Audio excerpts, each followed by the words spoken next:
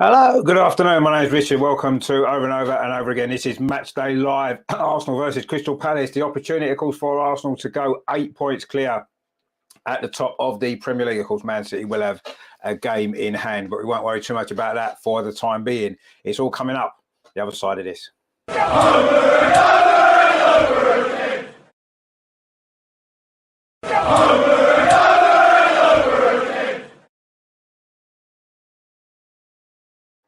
So, Arsenal versus Crystal Palace. This is going to be a great game, isn't it? And a big opportunity for Arsenal to extend that lead at the top, really put that pressure on Manchester City. So, what are the lineups then for this game? Here we go then. This is how the teams line up. So, for Arsenal, Aaron Ramsdale in goal. It's Ben White at right back. Rob Holding's in for the injured William Saliba. Gabriel and Zinchenko in midfield. Partey, Xhaka and Ødegaard. And the front three is Saka, Martinelli and Trossard. So that is how the Arsenal team lines up today. Just that one change from the regular Premier League team. Of course, William Saliba is out injured. On the bench then, it's Matt Turner, Kieran Tierney, Jacob Kiwior, Jorginho, Vieira, Smith Rowe, Nelson, Jesus, and the youngster Walters as well. That's the Arsenal team. For Crystal Palace in goal, it is Joe Whitworth. They're back for Joel Ward, Joe Tim Anderson, Mark Guy, and Tyreek Mitchell in midfield. Luka Mijahojevic, Sheikh Diakore and Jeffrey Schlupp, and their front three is Michael Elise, Odsonne Edouard, and of course Wilfried Zaha. On the bench then for Crystal Palace, it's goalkeeper Owen Goodman. They've also got Amada, James Tompkins, Nathaniel Klein, Chris Richards, Will Hughes, Eze, Jordan Ayew, and of course Jean-Philippe Mateta. So they are your team lineups then for this game. What are we thinking of that then, guys? The lineups today. I mean, I suppose William Saliba is a big miss. We know that it's going to be very tricky, isn't it? For Rob Holding, he doesn't play much football. You know, he played the other night, of course, against Sporting Lisbon. He didn't have a great game. He didn't have a terrible game. But obviously the level is dropping, isn't it, when you've got Rob Holding in the team as opposed to William Saliba. He's had some moments, hasn't he, Rob Holding, and they've got some difficult forwards, haven't they, Crystal Palace? Zaha, as we know, Elise is a very, very good player, and Odsonne Edouard as well. So he's definitely going to be put under a bit of pressure today, isn't he, Rob Holding? And he needs to really step up to the mark and show that he deserves more minutes on the pitch, because he may have to play. We're hearing that William Saliba's injury may well be slightly longer term than initially thought, and there may be the next few games Rob Holding's going to have to play, so he needs to be on his game. Of course, what I personally would have done if we had the option would have been to have put Ben White as centre back and brought Tomiyasu in at right back, but of course Tomiyasu's injured as well, so that's the legacy a little bit of the Europa League game in midweek. I know a lot of people were quite happy that we'd gone out of that competition for that basis, but I'm personally not. You know, I like a European run, and it would have been nice to have gone all the way in that competition as well. But yes, the strain on the squad, maybe the squad depth that we've got currently probably isn't quite enough, is it, to really go for a Europa League run and also a Premier League title challenge. My worry is going forward that next season, when we're in the Champions League, it's going to be a lot more difficult to win that trophy than it would have been to have won the Europa League this season, I suppose. So it would have been nice to have got a European trophy on the board, wouldn't it? But anyway, it is what it is. We're just going to have to forget that now, move forward, look at the Premier League. And if we win the Premier League, I think we'll maybe forget about the Europa League quite quickly, won't we? But as has been mentioned, 11 cup finals, of course, to come this season now, in the remainder of this season, starting today, of course, against Crystal Palace, and an opportunity to really increase that lead at the top to 8 points, which, yes, Man City will have a game in hand, but that's a big lead for them to pull back, isn't it? You know, they are in good form at the minute. They've scored 13 goals in the last few days, haven't they? So we know it's going to be a tough challenge to see them off, but we just got to win our games, as many of them as we can. And it's going to be a test today following that Europa League exit. We played extra time on Thursday night, not ideal.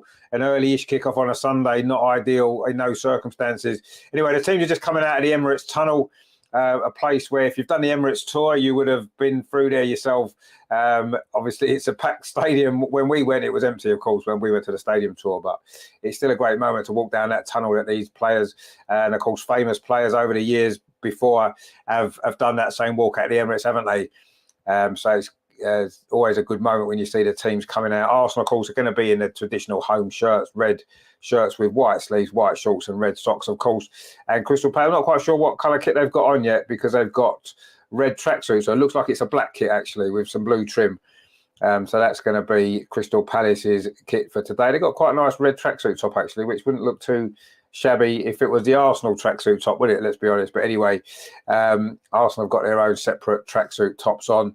Just quickly run through the lineup then for Arsenal. Aaron Ramsdale, of course, in goal, as we would expect. The back four, Ben White, Rob Holding, Gabriel and Zinchenko.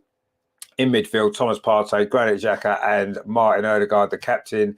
And then in the front three is Saka and Martinelli, either side of Trossard, although Trossard and Martinelli will continue to switch.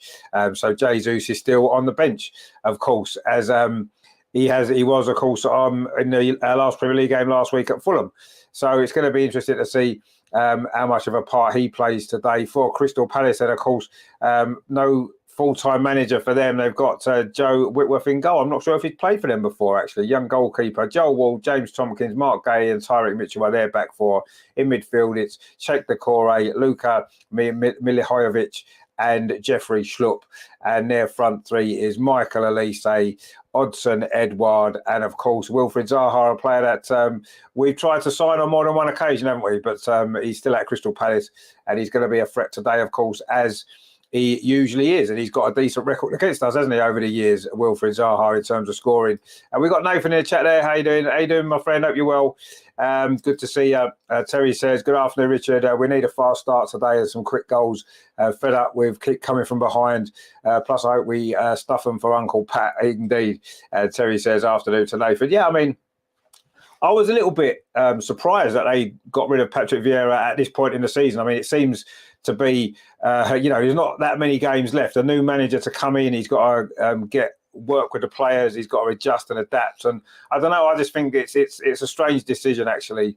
Yes, they were sliding down the table, not winning games, but I don't really think that was down to Patrick Vieira on his own. Of course, I mean, I do think that. The players have to take responsibility as well. But let's be honest, Crystal Palace, their ambition for their club should be to stay in the Premier League. They shouldn't have any ambitions any higher than that because, let's face it, that's what they are. They're a team that needs to stay in the Premier League. And as long as they do that, then they've been reasonably successful. Maybe Vieira was a little bit the victim of his own success last season, wasn't he, when they did so well, finished 12th, reached the FA Cup semi-final, play some good football. Of course, last season they did have Conor Gallagher, didn't they, on loan from Chelsea, who's now gone back.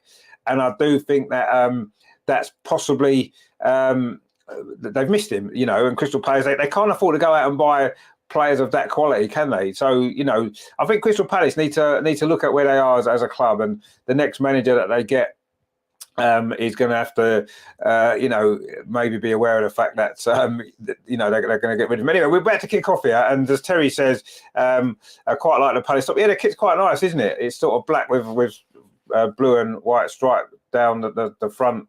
It does look quite smart. Anyway, Crystal Palace are going to be attacking the goal to our left in this first half, which is the North Bank at the Emirates. For those that are familiar with the stadium, we are off and underway. Crystal Palace straight away in possession. There seems to have been a few flares going off. It's like it's foggy, but it's not actually foggy. It's looks like some flares have been let off, which was part of the Ashburton Army's pre-match thing today they were doing. But it has made it a little bit difficult to see certain areas of the pitch in this very early stages of this game. But also won an early throw there. Rob Holding throws it to Aaron Ramsdale. Took a bit of criticism, didn't he, in the week, Ramsdale, for the goal he conceded being chipped from 40 yards. Is never ideal, is it, for a goalkeeper? And then, of course, he didn't save any of the penalties in the shootout. Maybe there was one or two he maybe could have done better with. But I've always said that. I've always had a few doubts about Aaron Ramsdale as an overall goalkeeper. Yes, he makes some great saves and his distribution is generally pretty good. But overall, I think he's very erratic. He makes some strange decisions. His concentration isn't great.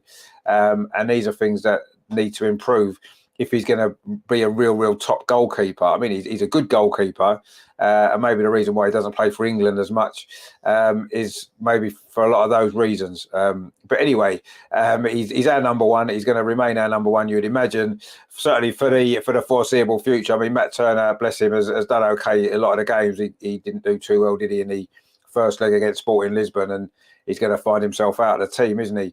Yeah, I do wonder sometimes about some of the players on the bench. Kieran Tierney, for example, is just not getting a game, is he? Smith Rowe as well. They need more minutes, don't they? Really, Nelson's in and out, isn't he? We've seen, haven't we? We got a couple of injuries the other night. We could easily get a couple of injuries again. That's the nature of football, isn't it? Injuries can happen. And if you're throwing in players in the title race that aren't playing or haven't played enough minutes, they're not going to be ready, are they? They're not going to be able to step straight in and do a job. You need to give them minutes on the pitch as well. And today would have maybe been an opportunity to have done that, to have maybe played Kieran Tierney. I don't think Zinchenko's playing particularly well. Maybe just to give us Smith Rowe a start, and see. But I don't know. Anyway, if we win the game, no one will be that bothered, will they? But I'm just looking maybe at the bigger picture, really, that, should we need some of these players? I mean, Rob Holding is an example. Let's see how Rob Holding does today. He's not played much Premier League football this season at all, has he? In fact, I'm not sure if he started. Has he started a Premier League game? Is this his first Premier League start? I think it might well be this season. I think it might be anyway. Aaron Ramsdale now plays the ball up this near side, Arsenal's right, to Ben White. We've got Mark C in the chat here, my friend. Hope you're well. He says, hello, fellas, indeed. It's been a bit of a scrappy start to this game. We've played only 3 minutes. And if we're totally honest, not a lot's happened so far. Arsenal are in possession now with Granit Xhaka just over on that far side. Arsenal's left, striding forward towards halfway, plays it out to that far side to Gabriel Martinelli over on that far touchline, running at Joel Ward, cuts inside Martinelli, finds Granit Xhaka, looks to get the ball back. He's got the ball back. Martinelli's in. Oh, good tackle actually there from Mark Gay, I think it was. Come across there with a good tackle. He did score an own goal, didn't he, in the game at Selhurst Park, which was the opening game of the season, wasn't it, if you remember? 2-0 victory for Arsenal. Back then, I don't think any of us were expecting to be in this position at this point in the season when we were playing Crystal Palace again. But we are, and we need to make the most of it, don't we? But that was a good move from Arsenal, actually. But it was good defending in the end from Crystal Palace, just as it looked as though Martinelli was going to get in over on that far side inside the penalty area. I think it was Jeffrey Schlupp actually that did the good defensive work, not Mark Guy. Anyway, also coming forward again now with Martinelli again. He's running at that Crystal Palace defence on the edge of the area. Martin Ødegaard inside the box, back heel to Bukayo Saka, cuts inside. Oh, good tackle actually that was there from Decore, I think it might have been. And now Crystal Palace can come forward themselves. Jeffrey Schlupp plays it out to that far side. It's been quite an open spell here. Michael Elise running at Alexander Zinchenko over on that far side for Crystal Palace. Little ball played forward to Odsonne Edouard, who's moved over to that far side to join in the attack here for Crystal Palace. And it's back with Michael Elise. And Crystal Palace now just trying to settle into the game, get a few passes inside the Arsenal half. But Zinchenko there takes the ball off. Elise finds Granit Xhaka, who passes it all the way back to Aaron Ramsdale. So, yeah, a bit of a scrappy start, but we did have that one good move a few moments ago. Rob Holding now plays the ball short to Zinchenko, lays it out to that far side to Gabriel, plays it up that far touchline to Granit Xhaka. Now Zinchenko moves in field, finds Ben White on this near side. Now Bukayo Saka, he's got Tyreek Mitchell right close behind him there, and he has to lay the ball off, and it's gone out for a throw to Crystal Palace on this near side.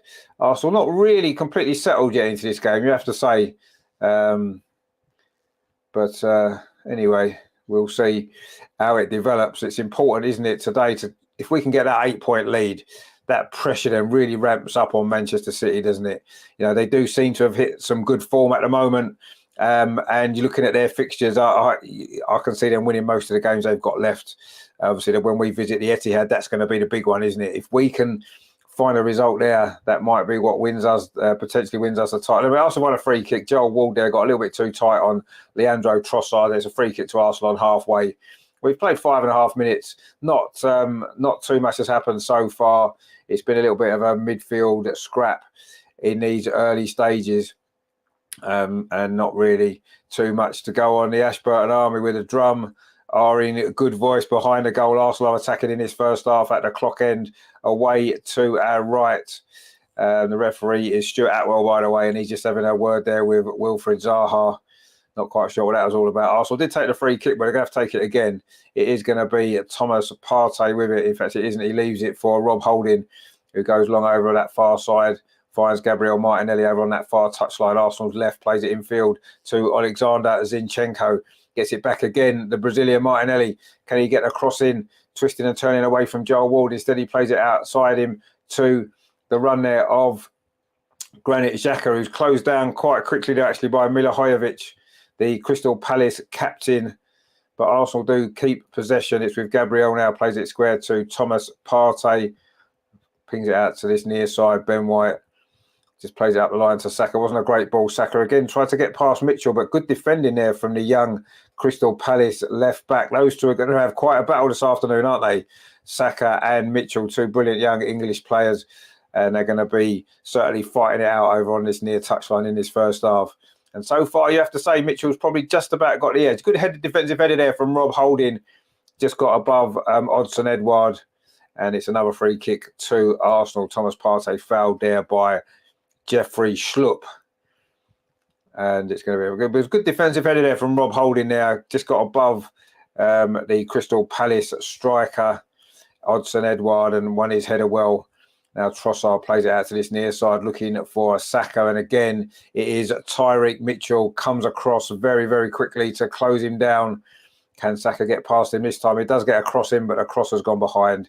It's going to be a goal kick to Crystal Palace. He's not quite as comfortable on his right foot, is he, Saka? He's scored a few goals, but he's not quite as comfortable on that side, is he? And that cross there went behind for a goal kick. But that is going to be a fascinating battle this afternoon between the two young English players, isn't it? Tyreek Mitchell and Bukayo Saka. It's going to be, interesting if Saka can get on top in that particular battle. Then it's going to give us a much better chance of winning this game, isn't it? But so far, Mitchell's probably, I say, just about at the edge. It's a goal kick which young Joe Whitworth, is going to take for Crystal Palace. We played 8 minutes at the Emirates. It is still Arsenal 0, Crystal Palace 0. Not a lot of chances. Arsenal maybe slightly dominated the possession a little bit more than Palace have, but there's been no shots at goal yet from either side. The nearest Arsenal came was that move there where Martinelli almost got in, but it was good defensive play from Jeffrey Schlupp. Now it's with Mark Gay on this near side, plays the ball into midfield to Decore, and it goes back again to goalkeeper Whitworth. Not quite feeling that comfortable with the ball at his feet there, but he manages to get it out to this near side to Mitchell. And Crystal Palace have lost possession again. Now it's Arsenal with Martinelli looking for Trossard. He managed to just lay it off to Bukayo Saka. A little bit of space this time for Saka. Mitchell just stepped off him just for a second there, and he's managed to find Martin Odegaard on his near side. Martin Odegaard, though, is forced back. Manages to find Thomas Partey, but the ball's just ran away from him there, and Jeffrey Schlupp has picked it up for Crystal Palace. Plays out to that far side to Michael Olise. He's got a strange running style, hasn't he, Michael Olise? He is running at Zinchenko, but that's a good tackle by the Ukrainian. And in fact, the ball came off the Crystal Palace man. It's a throw to Arsenal, which Zinchenko takes quickly over that far side. Gabriel Martinelli got a little bit of space to run into. He's just on the edge of the Crystal Palace penalty area. Cuts inside, plays it into Trossard. Oh, and stepped across him there was Milivojevic. Arsenal appealing for a penalty, but I don't think it was. He just got in front of him there, the Crystal Palace captain, Milivojevic. Trossard went down, but it wasn't a foul. It wasn't a penalty. I think that's the right decision from referee Stuart Atwell, and I don't think VAR even need to get involved in that. Good defending it was from Crystal Palace. So Michael Olise now back in possession over on that far side, plays the ball through, but it wasn't a good ball. He was looking for Odsonne Edouard. And it's run all the way through to Aaron Ramsdale. We've got Steve in the chat here, my friend Steve. Good to see you in Australia. Hope you're doing well. I suppose it'll be early in the morning where you are, more middle of the night potentially. But good to see you. Hope you're well. Looking forward to obviously a good game, hopefully, and a good win for Arsenal will be nice, wouldn't it? Get us those 8 points clear at the top. Anyway, Gabriel now in possession for Arsenal, just bringing the ball forward up that far side. Plays it infield to Alexander Zinchenko, who's defended pretty well so far against Michael Olise in these early stages here. Interesting to see what reaction Crystal Palace give to that sacking of Patrick Vieira. Sometimes it gives a team a lift, doesn't it, when the manager goes? Other times it doesn't, and it makes things a lot worse for them. So we'll see. So far, though, there's not much in this game. It's very, very tight. Crystal Palace seem quite happy to keep bodies behind the ball, make it difficult for us, and try to break out when they can. They've got some pace, haven't they, with Zaha, with Olise, and they've got some power up front as well, haven't they, with Edouard, Odsonne Edouard, the ball played up this near side looking for Bukayo Saka. That's a good take from Saka. Again, Mitchell's very, very close to him. He's not giving him a second, is he? And in the end, Crystal Palace do manage to win the ball back, but only as far as Thomas Partey, but giving it away. And this is where Crystal Palace could be dangerous on a counter-attack. That's a good tackle by Rob Holding. In fact, he's lost the ball there. And now it's played through up this near side for Wilfried Zaha, just on the edge of the Arsenal penalty. Zaha cuts inside, tries a shot at the near post. And it's hit the post, and it's hit Aaron Ramsdale, and it's bounced wide. But that's what Crystal Palace are going to be dangerous on the counter-attack. It's 4 years since we've beaten Crystal Palace at the Emirates, and this is one of the reasons why, because they're so dangerous on the counter-attack. Zaha there, cut inside Ben White, hit the post. It hit Aaron Ramsdale. He could have hit the goalkeeper and gone in, as happened to us against Aston Villa recently. But that one hit Aaron Ramsdale's back and then went behind for a corner. A little bit fortunate there for Arsenal. In fact, hit the back heel of Aaron Ramsdale. Could have gone anywhere, but it's a corner to Crystal Palace, the first corner of the game, and it's going to be Luka Mihajlovic to take it. We played 11 and a half minutes. And that's the first real big opportunity for either side in this game today. Mihajlovic's corner towards the edge of the 6-yard box. There's a few bodies in there trying to battle away for the ball for Crystal Palace, but Arsenal do head it away. It's Rob Holding. That's one thing he's good at. He gets criticism, Rob Holding, but he is very good at those defensive headers, isn't he, from set pieces? And he did a good defensive header there. But Palace again trying to come forward, and Rob Holding's again there. That's a poor clearance. So from Holding, it comes to Edouard, plays out to the far side to Michael Olise. This is a good spell from Palace. Inside the penalty area, Michael Olise tries a shot. It's blocked by a combination of Trossard and Zinchenko. Martinelli can come away with the ball for Arsenal. Gets round Joel Ward. Good strength there. Michael Olise's back at him. No good work there from the Crystal Palace forward. But Martinelli finds Granit Xhaka. It's been a bit of a more open spell now in this game as Crystal Palace coming forward, and now Arsenal looking to counter-attack, and it's making it a bit more of an exciting game now. We've played 12 minutes, but Arsenal now coming forward. Martin Odegaard tried to cut inside, but good defensive play that was there from Crystal Palace, and they get the ball clear. Actually, what a good clearance. Ben White's won the header, and Crystal Palace have won the ball back. Mihajlovic there with a tackle there on Martin Odegaard. The referee said no free kick, and Michael Olise thought he was fouled. The referee again says no free kick. So Granit Xhaka picks the ball up for Arsenal, finds Martinelli over on that far side. 12 and a half minutes played, Arsenal 0, Crystal Palace 0. A ball played over the top there, looking for Martinelli, but it's gone behind. It's going to be a goal kick to Crystal Palace. Terry says nearly 1-0 down. Indeed, it was nearly 1-0 down. Nathan says Edouard is holding it up well for Palace and bringing others into play. He's that's his strength, isn't it? He's that sort of old-fashioned style centre forward in a way, isn't he? He's big and strong, likes to play with his back to goal. And that's what he's good at, isn't he? Kevin's in the chat with him, my friend. He said, Palace have 3 up front. They will cause us problems. And I showed it. Yeah, I mean, I say we haven't beaten Crystal Palace in our last 4 meetings at the Emirates. Crystal Palace have won 1 and there's been 3 draws. So, yeah, if you remember last year, we only equalised in the very last minute, didn't we? Lacazette's goal, if you remember. And they've got a habit of getting a result here at the Emirates in recent years. The way they set up to play on a counter-attack has worked quite well. But Saka now's in over on this near side. Saka cuts inside, gets past Mitchell for the first time, but the cross was cleared away. Maybe could have perhaps gone for a goal there. Just got the wrong side of Mitchell there, which hasn't happened too often in this first sort of 15 minutes or so that we've played. And then the cross there was cleared away. But Arsenal now with the ball on this near side. Trossard Partey crosses it in. Not a great cross, though. Headed away quite comfortably there from Joachim Andersen. Had a very good game against us last season, didn't he? If you remember that, when we lost 3-0 at Selhurst Park. But it's a different Arsenal team this season, isn't it? And we did win 2-0, of course, away. Opening game of the season it was, wasn't it?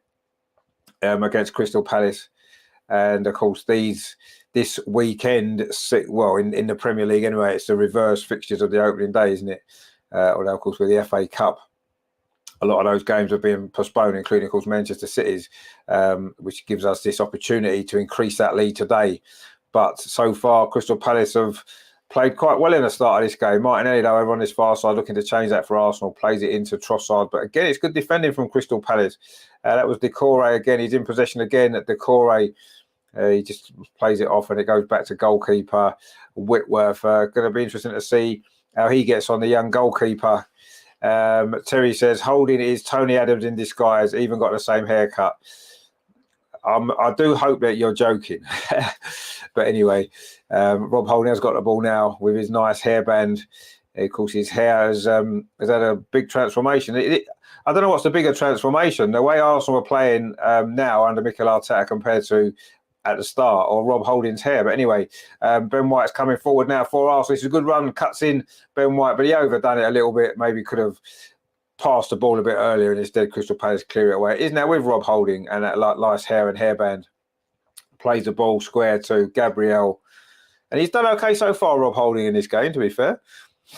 One slightly weak clearance that maybe caused us a little bit of an issue a few moments ago. But overall, he's been pretty steady and solid at the back for Arsenal. And he's just played the ball back to Aaron Ramsdale. But yeah, we're a bit fortunate not to be behind. Crystal Palace hitting a post there. And that's, maybe, is that a sign of things to come? Is that means that, maybe luck's going to be on our side today and we're going to be able to win this game? Ben White plays the ball in towards Bukayo Saka, who tries to get him behind. Again, it's good defending. That was Mark Gay there that time with a good tackle. Now Crystal Palace looking to come forward themselves on a counter-attack. Jeffrey Schlupp plays it through. Oh, it's a good ball through. Edouard's in on goal inside the penalty area. Odson Edouard. Oh, but it's a good save actually by Aaron Ramsdale, but the flag's up for offside and it wouldn't have counted anyway as Rob Holding completes the clearance. But this is where Crystal Palace are going to be dangerous. You can see that already. These counter-attacks there. Was he offside? Oh, I don't know if he was, I think it was very tight. He looked as though maybe Rob Holding was playing him on. It doesn't matter in the end anyway, because Aaron Ramsdale made a good save down to his left. But that's where Arsenal are going to have to be careful. Wasn't a great... Oh, he just about saved it, Aaron Ramsdale. It's a good save. But that is where we're going to have to be careful, aren't we, to watch out for these counter-attacks. I think that was quite a tight offside. Had he scored and it went to a VAR review, that may well have counted because it did look very, very tight, didn't it? Terry says, yeah, save Ramsdale. Well, you say it was offside, Terry. It was given as offside. I'm not even sure if it was. It looked like perhaps Rob Holding was maybe just playing him on. Anyway, it doesn't matter because it didn't go in any case. And Arsenal are coming forward now instead with Zinchenko over on that far side. That's a good run. Plays the ball looking for Martinelli. In fact, it comes to Granit Xhaka. A cross at the near post is far too close to goalkeeper Joe Whitworth. Comfortable catch there for him. And another Arsenal attack doesn't produce an effort at goal. He's a very young goalkeeper, isn't he? I don't know how old he is. I've never actually heard of him before, Joe Whitworth. Is there a goalkeeping crisis at Crystal Palace? Because obviously Owen Goodman's their reserve goalkeeper on the bench. I've never heard of him either. I'm thinking he's a young goalkeeper as well. So anyway, they must have a few injuries there in that particular position, which isn't helping their cause as they're fighting for every point at the moment, aren't they? Crystal Palace looking to obviously stay in the Premier League, but we've got our own reasons to need to win this game, as we all know.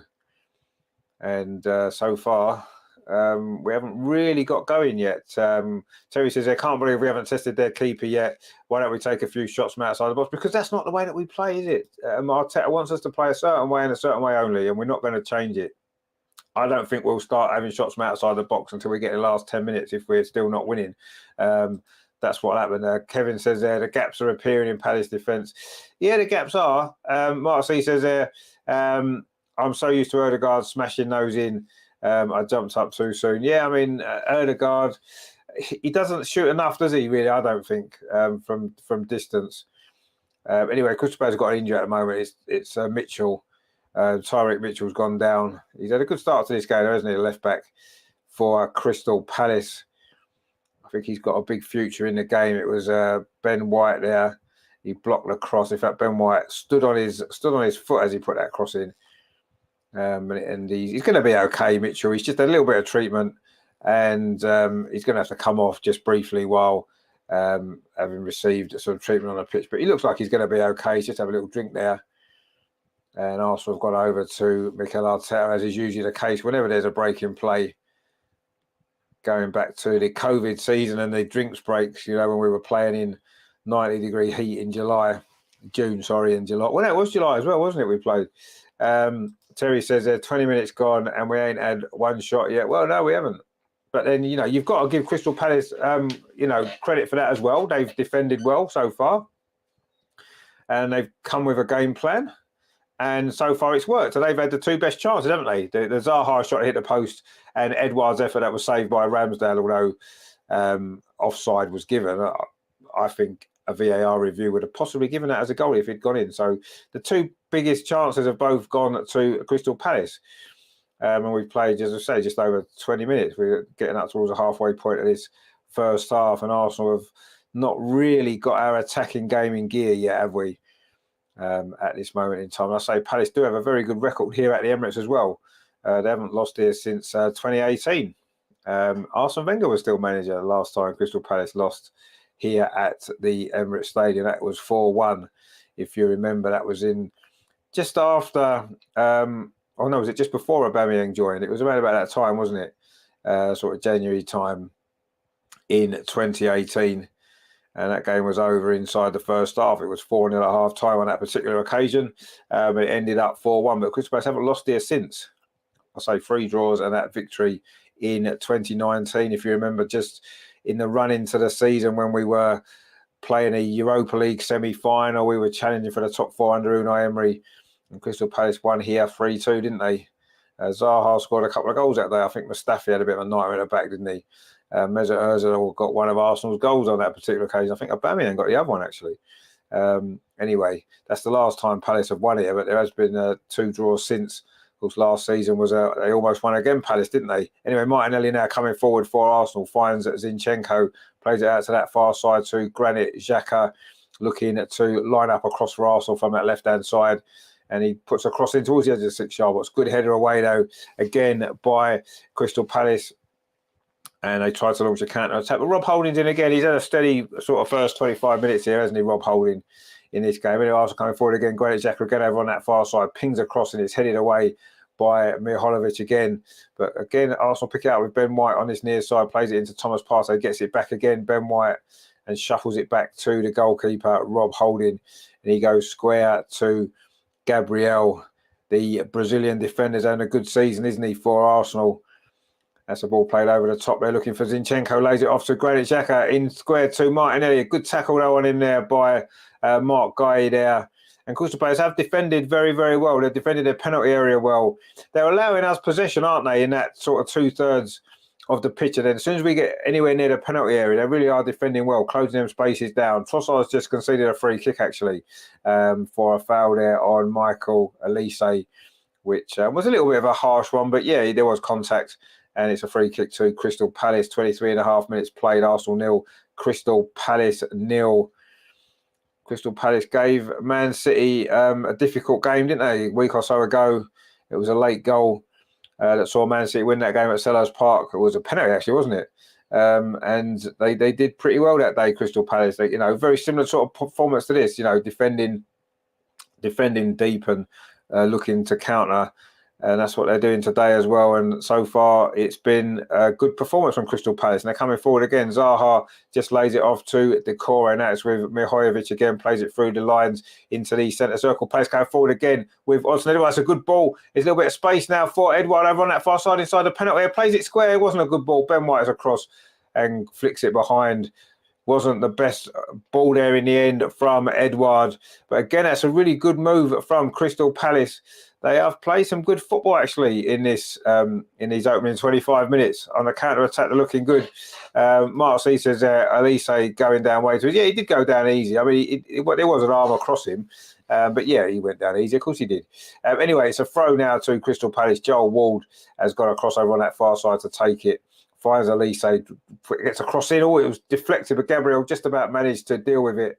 And now Trossard's got a little bit of space on the counter-attack for Arsenal. Goes past a rather weak challenge, and he's got some space over on that far side. That's a much better challenge, though. Olise, brilliant defending from him there, but Trossard's come away with the ball again. As he know he hasn't, because the referee has given another free kick. Good defensive play, though, from Olise. You have to say Trossard did really well. What a run that was. He must have made 40 yards there with the ball. Granit Xhaka is complaining to the referee and Martin and Trossard as well about that free kick. But it was great play from Trossard there. Really, really good play. He went past the challenge there far too easily. I think it was Joel Ward he went past. But Olise got back well, won the ball initially. And then when he won the ball the second time, the referee said that Trossard fouled him. And it is a free kick to Crystal Palace. which they've taken. It's Mark Guy now. Plays up this near side. So Tyreek Mitchell goes long up this near side. Ben White's a crosser with a good clearance and has gone out for a throw, which Wilfried Zaha is going to take for Crystal Palace.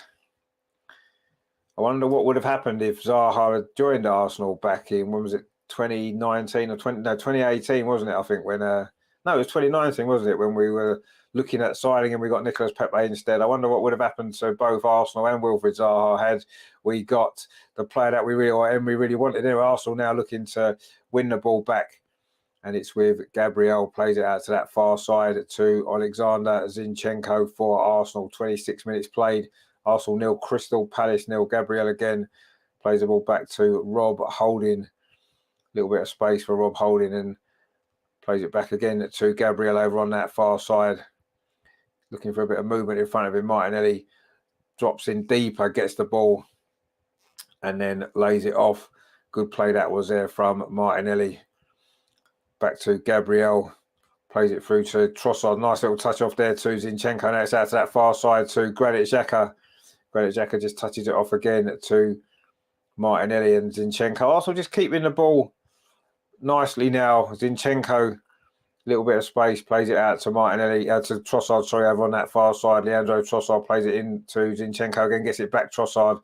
This is nice from Arsenal. Patient play over on that far side. Leandro Trossard now with the ball, plays it square to Thomas Partey. He's got Ben White square of him as well. Instead, he comes up this near side to Saka. Arsenal have moved this ball really well. Back with Ben White again. Now Martin Odegaard over on this near side. It's a decent cross. Oh, a bit of a poor-headed clearance, but Palace do manage to scramble the ball away. And they've kept possession now, Palace, but not for very long. Thomas Partey now plays it in towards Odegaard. Again, Palace step in, but Ben White's done well there. Ben White on this near side for Arsenal. Plays it forward to Bukayo Saka. Puts a cross in towards the edge of the box. It falls to Martinelli. Gone past the defender. Plays in the far post. Martinelli scored. And Arsenal lead. 26.5 minutes played. Martinelli with the goal. What a finish that is.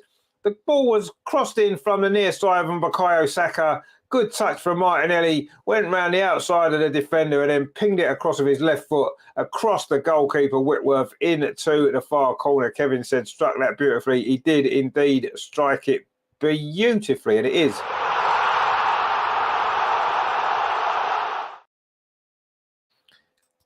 Saka it was with the cross. Foul Martinelli, nice touch, got away from Joel Ward, pinged it across the goalkeeper into the far corner. That is a great goal, and of course that makes it.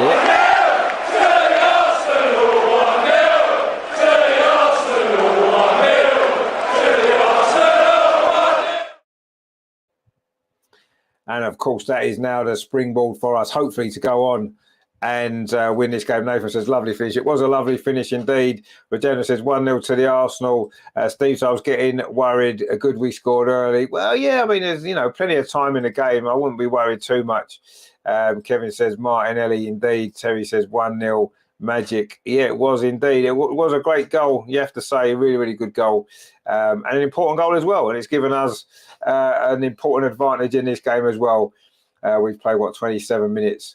And we needed a goal, and we've come up with one. And it is Martinelli who's in great form, isn't he? He did score, of course, back at he got the opening goal, didn't he, at Selhurst Park in August, first game of the season, and the first goal of our season.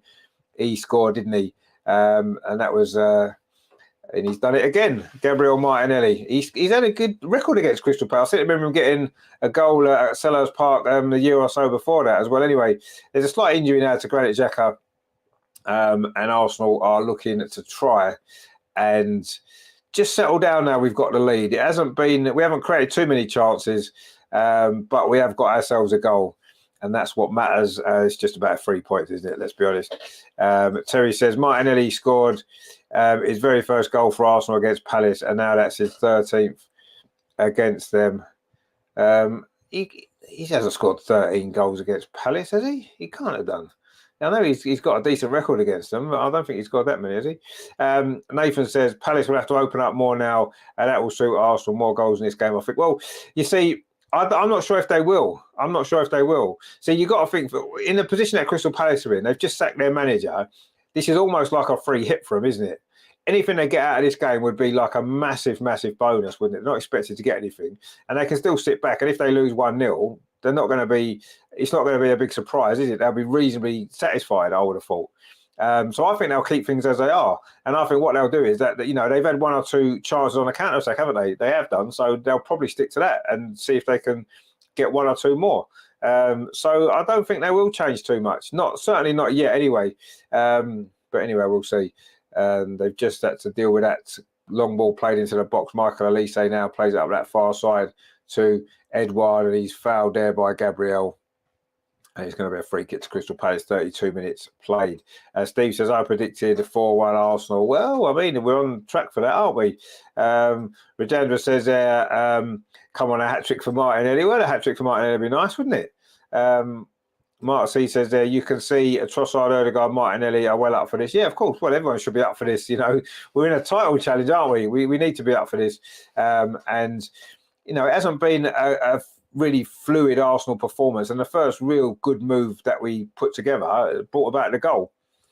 So that's a good sign, isn't it? Anyway, Ben White's going to take this throw for Arsenal on the near side, just in front of the dugouts here at the Emirates Stadium. 32, nearly 33 minutes played. Arsenal 1, Crystal Palace 0. Gabriel Martinelli it was with the goal, a very good goal it was, his 13th goal of the season. And Arsenal are on track to go 8 points clear. Still a long way to go in this game yet, and Palace have had 2 really good chances already to score. So we certainly can't take this for granted. But so far, so good. Saka now trying to wriggle clear on the edge of that penalty area, but again, he's closed down quickly, and Crystal Palace looking to try to get the ball up the pitch, but they can't because Edouard there was tackled by Rob Holding again, I think that was. And that will sums up Rob Holding's game so far. Terry says 1 shot, 1 goal. Yeah, indeed, 1 shot, 1 goal. That'll do, won't it? 1 shot on target, 1 goal. We'll have a couple more of them.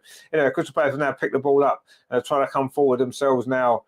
Mark Guy, it was trying to step forward for Palace, but he's thought he was fouled, but the referee says no. It's some strange decisions by the referee, actually. Some things that look like fouls haven't been given as fouls, and some things that maybe wasn't fouls have been given as fouls. Ben White's just gone down holding his face there after a challenge from Zaha. I think it was maybe a loose arm. It wasn't intentional. In fact, I don't think he was hitting the face at all. I'm not quite sure what Ben White's doing there. And there he's got up, springs to his feet. Yeah, he clearly wasn't hitting the face at all. That was poor from Ben White, actually. I don't know what he's doing there. He was slightly caught around his shoulder area here, not in his face. That was quite poor, that from Ben White, actually. We don't want to see that, do we? From any player, certainly not one of our players. It's not really the Arsenal way, is it?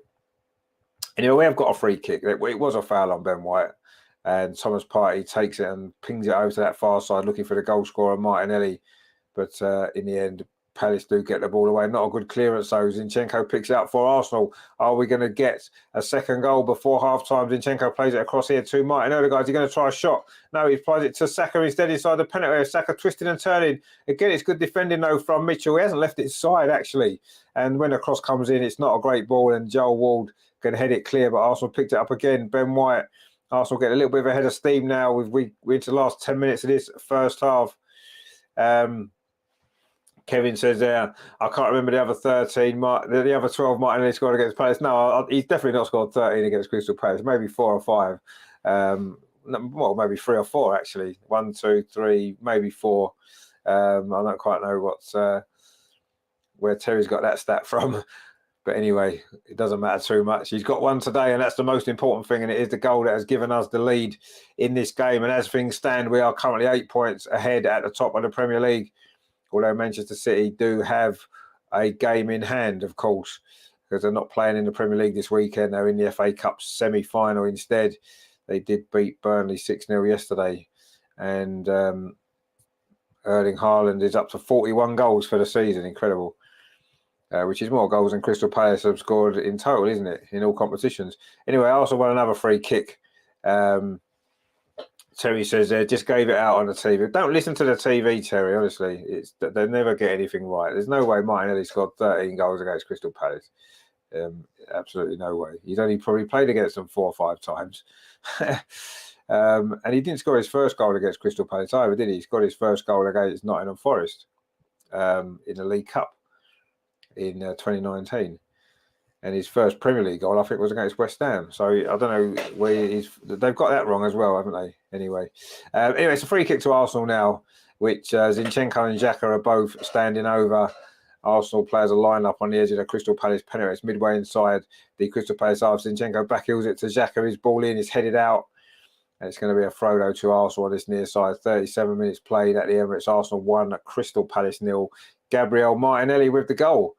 And a very important and good goal it was. Ben White's shorts are doing my head in. One of them's down just above his knee and the other one's really up high. It looks a bit strange. Do them both the same, mate, please. That would be much appreciated. Anyway, the ball's just gone behind for a corner to Arsenal. And I think this might be our first corner, actually, that I remember. Oh, maybe a second one. Anyway, Bukayo Saka's going to take it over on this near side.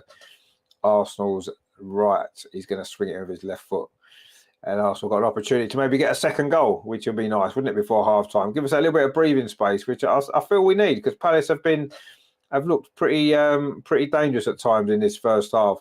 But it's going to be this corner now too, from Bukayo Saka in towards the near post. Good header away though by Mark Guy. Decore, I think it was. But Saka puts a cross in again. And again, a Crystal Palace head gets there and Mihojevic clears it away only as far as Granit Xhaka. And then Granit Xhaka is fouled by Mihojevic.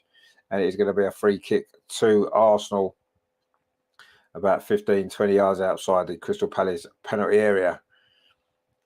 And he's going to get his little spray out the referee, Stuart Atwell. And it was just a little push in the back there from Mihojevic. And it is a free kick to Arsenal, 38 minutes played. Can we get a second goal? Steve says there, how many has Martinelli scored this season? Today is his 13th goal of the season. He scored today, and he's now our top scorer. One ahead of Bukayo Saka, and I think 2 ahead of Martin Odegaard. He's taking his free kick, Martin Odegaard, over on that far side for Arsenal, whips it in towards the edge of the 6-yard box. Thomas Partey's header. Oh, it's drifted just wide. Trossard was coming at that far post, looking to try to get something on it. I think Partey was actually going for goal. Wasn't a bad header, actually. It's just drifted wide of that far post. Arsenal were claiming a corner. But in fact, I think it did come off the Crystal Palace player, but it is a goal kick anyway, which Crystal Palace have taken. And Joe Whitworth goes long up the middle. And Zaha is going to try and put Ben White under a bit of pressure, but Ben White just shepherds it back to goalkeeper Aaron Ramsdale. Mark C says that hairband is doing wonders for Holding. Well, it seems to be. He's having a good game, isn't he? Whether it's just the headband or whether it's actually him, I'm not sure. But maybe it is his super headband. And he's certainly playing well at the minute, isn't he? Anyway, Arsenal now ping the ball up this near side to Bukayo Saka. He's got Ben White outside him. Cuts inside, though. Saka finds Thomas Partey into the last 5.5 minutes of the first half. Arsenal 1, Crystal Palace 0. So far, so good in the first of these 11 cup finals for Arsenal this season. Steve says there, that's what they meant, maybe 13. Oh, see, I mean, his 13th, his first goal of the season and his 13th goal of the season have both come against Crystal Palace. Well, yeah, not that's particularly significant, is it, I suppose? But anyway, it's significant today. Martin Odegaard coming forward now for Arsenal. He's got Ben White outside. He finds Ben White. A little bit of space now for Ben White. Can he pull the right cross in towards the far post? Trossard on the volley. A difficult one to hit. It's actually come straight back to Ben White. Puts it back in again to the 6-yard box. It's cleared away by Crystal Palace, but not for long. Martin Odegaard now on his near side has got the ball again. Palace can't get it out. We're into the last 5 minutes of this first half. Ben White plays out the side. That's a good ball too. Bukayo Saka pulls it back. It's come to Martin Odegaard. Is this going to be 2-0? Oh, he didn't shoot. He has shot just wide of that far post. Maybe not the right choice there. There was players maybe in a better position. Regina says that was close. It was close. Mark says, oh my God, indeed. Saka pulled it back there. Martin Odegaard, he could have shot. He didn't shoot. And then when he did shoot, he's pulled it wide. And he had other options as well. Martinelli was screaming for the ball there, and maybe he would have been better off passing it to him. And instead, he went for goal, and it's gone wide of the post. It's another goal kick to Crystal Palace. They're trying to play it out from the back, Crystal Palace, and they managed to get away with that. It's gone long this time. Gabriel's there. Arsenal now really have started to really get on top now over the last 15 minutes, probably since the goal, if we're honest. That's really settled us down now. We're dominating this game. Bukayo Saka, he's got Ben White outside. He finds Ben White, puts across into the edge of 6-yard box, headed out again by Crystal Palace. Elise completes the clearance, but not for very long. Arsenal back in possession again in the final third. Gabriel Martinelli just touches it off to Granit Xhaka, and he plays it back again to Gabriel, and then square to Rob Holding. Just pings it off to Zinchenko. Finds Thomas Partey. Arsenal totally in control of this game now. But a second goal would really, really seal it, wouldn't it? Saka now over on this near side, twisting and turning in the box. Puts cross into the edge of the 6-yard box, headed out again by Crystal Palace. I think that was Anderson, but Ødegaard's back in possession. Arsenal looking to try and get this second goal now while we're on top. Gabriel strides forward, finds Granit Xhaka on that far side. Zinchenko, is he going to try a shot? He finds Xhaka again, a low cross into the near post. Oh, it goes all the way across there. Just behind Bukayo Saka, he's retrieved the ball. Saka plays it back to Ben White. Back into Saka again. Across, it's 2-0. That seals it, surely. Bukayo Saka with the goal. We were just saying Martinelli has been top scorer, but Saka has just pulled level with him. Lovely finish from Saka. Good move from Arsenal. You felt that was coming, and it is.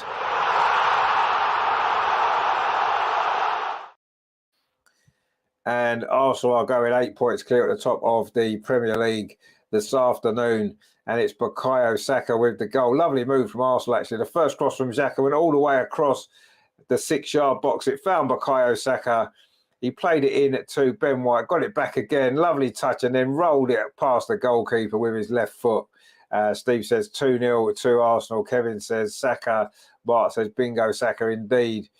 Very, very good goal that was. 2 good goals we've scored, actually. Steve says that's beautiful. It was a beautiful goal by Bukayo Saka. And Arsenal now are in complete control of this game. We were looking as though we were in control anyway in the way we were playing. But now in the scoreline, it is Arsenal 2, Crystal Palace 0. And I say Arsenal are heading 8 points clear at the top of the Premier League with just 10 games to play. Wow. This is... Oh, actually, there's a VAR check for a potential offside. He's nowhere near offside. What are they checking that for? He's about 5 yards on. That's ridiculous to even be checking that. He's miles onside. Anyway, the goal's been given, unsurprisingly, because he was literally about 4 yards onside. But they decided to check it anyway because we've scored. We might get another one here. Trossard on the edge of the box. Trossard's shot's deflected wide. Arsenal going for the kill now. We're into the last minute of normal time at the end of this first half. Terry says, can't believe VAR. Check that. No, I can't believe it either. It was a ridiculous decision to check that. Anyway, Nathan says game over. Yeah, I think you're right. I think it is game over. You can't see Palace getting 2 goals in the second half. Kevin says, Ben White having a great season. What a pass. It was a very good pass, yeah. Terry says, is Lee Mason in the house? Well, quite possibly. But they obviously they couldn't disallow it because he was literally like 4 yards onside. Anyway, it's a corner to Arsenal over on that far side in front of those Crystal Palace fans. Wasn't a great corner, actually. It's cleared away by Odsonne Edouard. And now Crystal Palace looking for a counter-attack, but they can't get it because Arsenal again have picked up possession, and Xhaka plays it all the way back to Aaron Ramsdale. He goes long up that far side. We're about to see how much stoppage time there's going to be. But Arsenal looking to get a third goal here, which would really kill it off, wouldn't it? Thomas Partey now plays it square to Martin Ødegaard, touches it off to Saka, who's got that second goal. Martin Ødegaard plays it in to inside the penalty area. This is a good play again from Arsenal. Gabriel still very far forward. Saka with a shot from distance, just past that far. But Thomas Partey also with a shot. Just curled past that far post there. Good effort from Thomas Partey. Beat the keeper, but not that far post. And it was almost 3-0 there. We are as a stoppage time at the end of this first half. Terry says nearly a party. It wasn't it? It's going to be 3 minutes of stoppage time at the end of this first half as the Ashburton Army bang their drum behind the goal. Rajendra says visibly not offside. No, nowhere near offside. It makes you wonder why they even checked it, really. Anyway, Crystal Palace now coming forward. And if they could get a goal back before half-time, it might make a slight difference to the momentum of this game. But unless they do, you have to say Arsenal are looking absolutely in control and certain to go 8 points clear. There's a clearance there from the Crystal Palace goalkeeper, but Gabriel wins his header. But Palace do pick up the loose ball with Mihojevic. Plays up this near side to Wilfried Zaha. He's been fairly quiet since he hit the post with that early chance, but he's going on a run here. He's done well, Zaha. Almost got the ball back from Edouard, but they're still in possession. Crystal Palace. Mitchell on this near side whips across towards the far post. It's overhit. Looking for Michael Elise, and it's going to be a goal kick to Arsenal. Good run that was there from Wilf Zaha, though. Did really well went past a couple of challenges, but he couldn't get the final ball, and Crystal Palace's attack has come to nothing. But they've done pretty well in this first half, Crystal Palace, actually. Mark C says there, after a slow start, we've really upped the tempo these last 20 minutes and deserve to be ahead. No, we do, yeah, we've played well. I mean, it was a slow start, maybe partly what happened in the week, partly Crystal Palace with their own issues have maybe came out and played well. But yeah, Terry Regenda says 3 more minutes. Terry says, let's get 5 or 6 today and make a statement. Let's just win the game. Let's just win the game. 3 points is what matters. And so far, we look as though that is what's going to happen this afternoon. We're into the final minute of stoppage time at the end of this first half. It's been a very good first half for Arsenal. We've had 9 attempts on goal to Crystal Palace's 2. And we fully deserve to have our 2-0 lead. Absolutely. Steve says, yes, Terry, why not City do? Yeah, City do, but we're going to be 8 points clear of them. If we win this game by 1 goal or we win it by 6, makes no difference. We'll still be 8 points clear of them. However many goals they score, it's irrelevant. We just have to keep winning. Mark C says, I agree, Terry. Right now, we could and should be. We could be a few more goals up, yeah, but we just need to win the game. We just need to win all our games, and then that's all we need to do. Rob Holder with another good bit of defending, actually. He's had a good first half, Rob Holding. His hair's a bit mental, but good luck to him, and he's had a good game today so far. And that's good to see. We are coming down to the last few seconds of this first half. It's been a good first half for Arsenal, and we are, in fact, there goes a half-time whistle, just as we say that. It is half-time here at the Emirates. It is Arsenal 2, Crystal Palace 0. Yes, it was a bit of a slowish start from Arsenal. We didn't create too much in the early stages, but 28 minutes, we got the breakthrough. Saka's cross, found Martinelli. Lovely first touch of him. Went round the outside of Joel Ward and then smashed a left-foot shot across goalkeeper Joe Whitworth into the far corner and gave Arsenal the lead. And from that moment on, it's been one-way traffic. Before the goal, Palace looked quite good, didn't they? They hit the post with Wilfried Zaha. Had 1 or 2 other opportunities or moments in the game, certainly. But after the goal, it was all Arsenal. And in the end, we got a second goal as well. A lovely goal it was. Ben White played the ball through to Bukayo Saka, and it was a lovely finish from Saka, actually. Drilled across the goalkeeper with his left foot into that far corner. Really, really good finish. And Arsenal lead at 2-0, fully deserve that lead as well. The Bolton Maldini rocking the Jack Grealish look, I guess. Well, yeah, he sort of is, isn't he, with his new hair. Fair play to him. Terry says coffee time. Well, it's sort of it'll be tea time for me, actually. I might go make a cup of tea in a minute. Steve said agree. Oh, Steve, you'll need some coffee. Keep you awake, mate, because it must be, 2 o'clock in the morning where you are. Regenda says Gabby's showing his skills, of course, as always. And Kevin says we have 9 games left, really, as we can't afford to lose. Well, we've got, there's 10 more left, isn't there, after this? There's 10 more left. And we can afford to lose 1 and still win the league. So that's all right, isn't it? But let's win them all. I agree. Let's go and win them all. But we know we've got far bigger tests to come in the rest of this season than this game today against Crystal Palace. We've got to go to Liverpool. We've got to go to City. We've got to go to Newcastle. We've got West Ham away as well. So, yeah, we're Nottingham Forest away. Not an easy place to go either, is it? So we've got some tough away games. And, even what looked to be more straightforward home games, they're against teams battling relegation, Leeds, for example, and they're not going to be easy games either, are they? So, we've got, after the second half of this game, we've got 10 more, and we need to try and win as many of those 10 as we can. Steve says, yep, 150. See, I'm getting used to your time now, Steve. I'm getting used to the time difference where you are, which is good. Nathan says, do you still have City to play? Yeah, we've got to play City away, 26th of April. That is going to be, it's not necessarily going to quite be the title decider, you feel.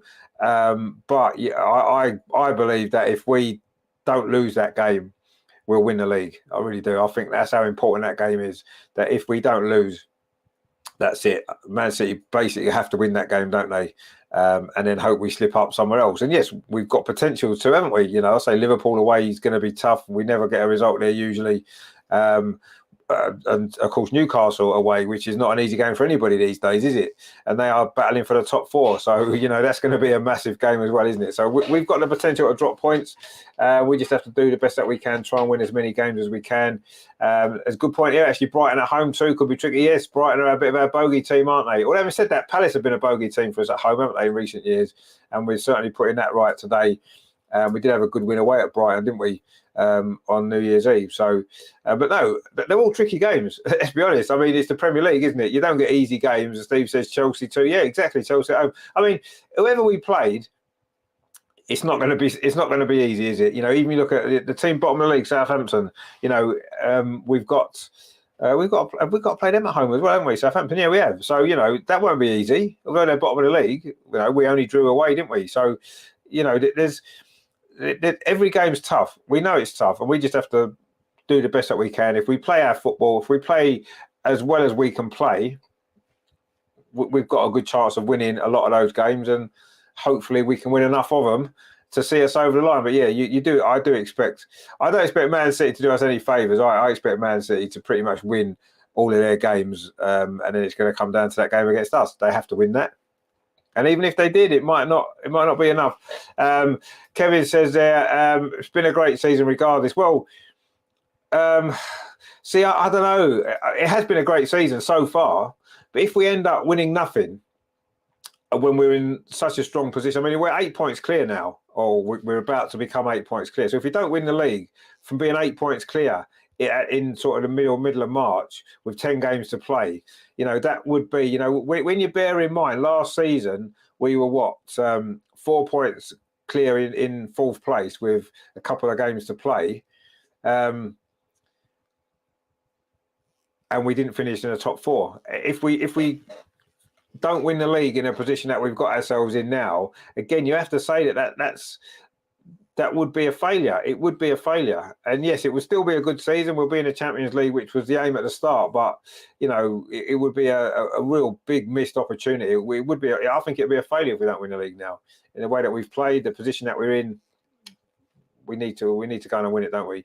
I say otherwise, we're going to start to get the, I think most of us, as much as we loved Arsene Wenger, of course we did, and we loved the trophies that he won. There's no doubt that Arsenal should have won a lot more trophies under Arsene Wenger, but we bottled it at the end of a lot of seasons, didn't we? And, if Arsenal do it again this season, having, bottled the top 4 last year, you have to say that would be a concern for me. But anyway, let's see what happens. It's in our hands. That's all we can do. And let's hope we can do what we have to do. Is the lack of experience, is the lack of squad depth, the fact that we're playing the same 11 every week, pretty much, is that going to go against us? Or will that prove to be an example of other teams might look at a bit more, rather than this squad rotation, which seems to be the common theme these days? And Arsenal haven't done that at all, have we? Rajendra says there, the other teams will be fearing us. Well, no, of course. But it's there's so much at stake now, isn't there? The relegation fight this year is such a big call, isn't it? 6 or 7 teams could go down. So there's a lot of teams fighting that. Obviously we've got our own issues, haven't we? Fighting for the title. It's pressure, isn't it? Pressure. Steve says there, let's hope Liverpool turn up and beat City. Well, yeah, it might help, but let's just win our games. I'm not worried too much about what other teams do. I'm just looking at our games. Let's just win them. Win all our games, and then we'll be there, won't we? Rajendra says, why should we not win the 11 games? Well, because it's very difficult to win 11 games in a row. Will it be more than 11, won't it? Because this will be our 6th win in a row now. So that'll be 17 wins in a row. Not many, isn't it? No. If there's another 10 to play after this, yeah, we've got 16, 17 wins in a row. Not many teams can do that in the Premier League. It's difficult, isn't it? I don't think we will. Steve said, I'll be devastated if we don't. On top all year, yeah, it would be. So I'm saying it would be a disappointment, wouldn't it? Yes, it would be a good season overall. You've got to say it'd still be a good season, but it'd be disappointing. And that disappointment after last season's disappointment would be a lot to take, wouldn't it? If we end up with no trophies for this, you can play all the good football you like. You can, all that kind of stuff is great, but football is judged on winning trophies, and Arsenal particularly, we're a club that have always we've always won trophies, and that's what we're based on, that's what we're judged on. And if we don't win a trophy again, then that would be a disappointment. And the only trophy we've got left is the league. So we've got to win it now. We've got to win it. You know, all these fans were sort of saying, you know, don't worry about the Europa League,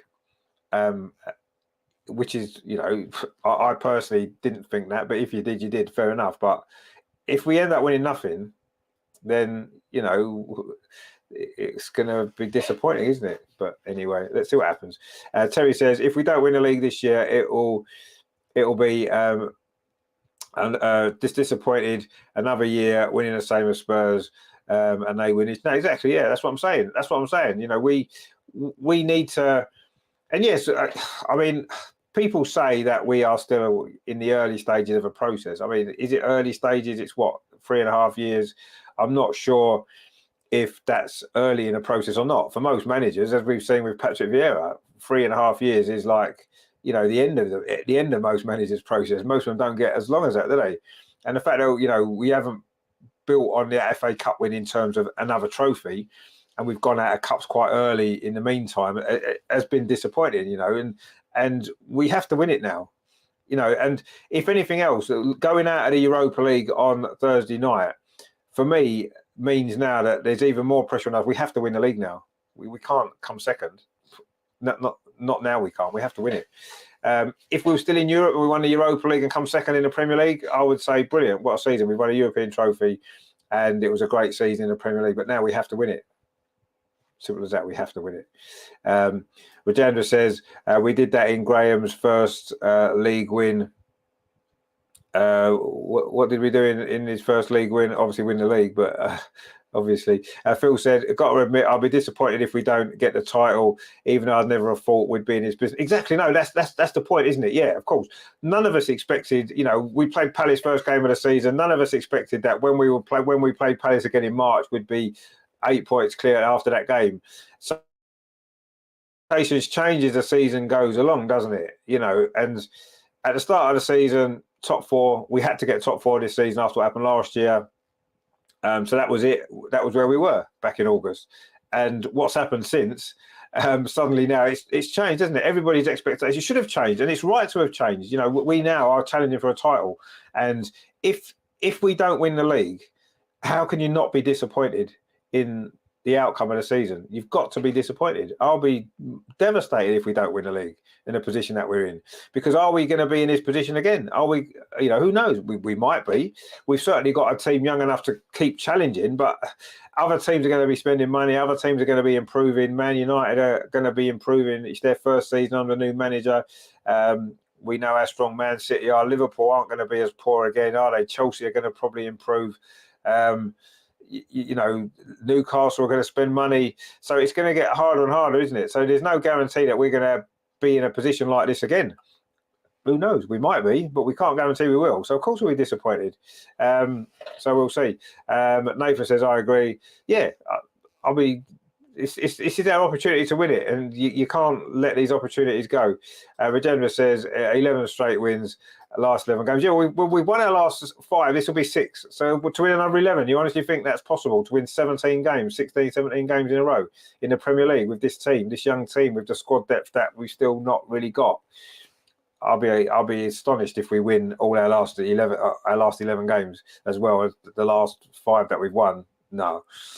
Don't think that's going to happen. We're going to drop points.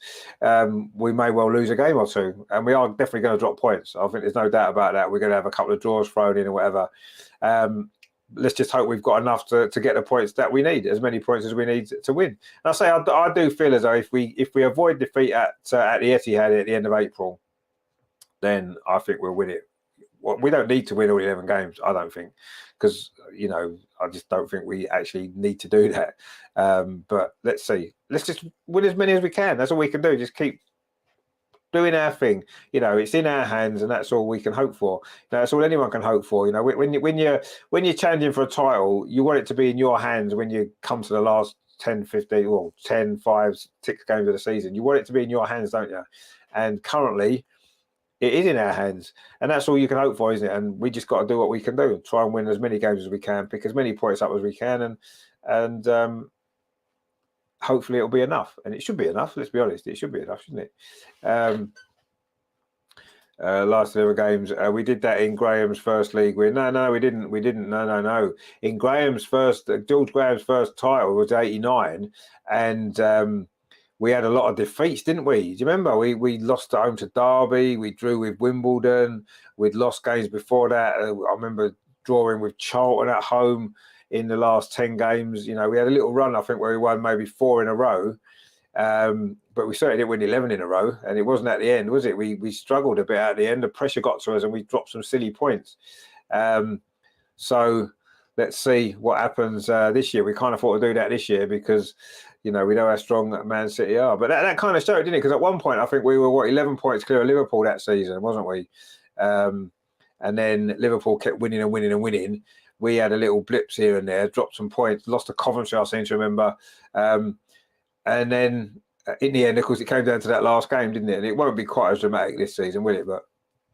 But no, we certainly struggled over the line that first season of George Graham's first title success. Terry says, finishing top 4 for me isn't enough. Not winning no cups again. The top 4 was our ambition. How sad it is that total rubbish. Man U have had a more successful season than us at this point.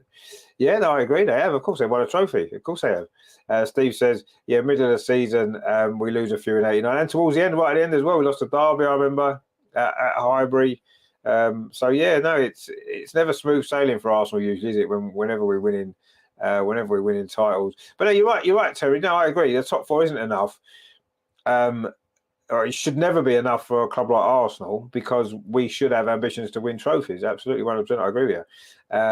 But I think this season, especially now, it's even more. You know, that finishing in the top 4 is almost sealed already, isn't it? Let's be honest. It's almost sealed already, and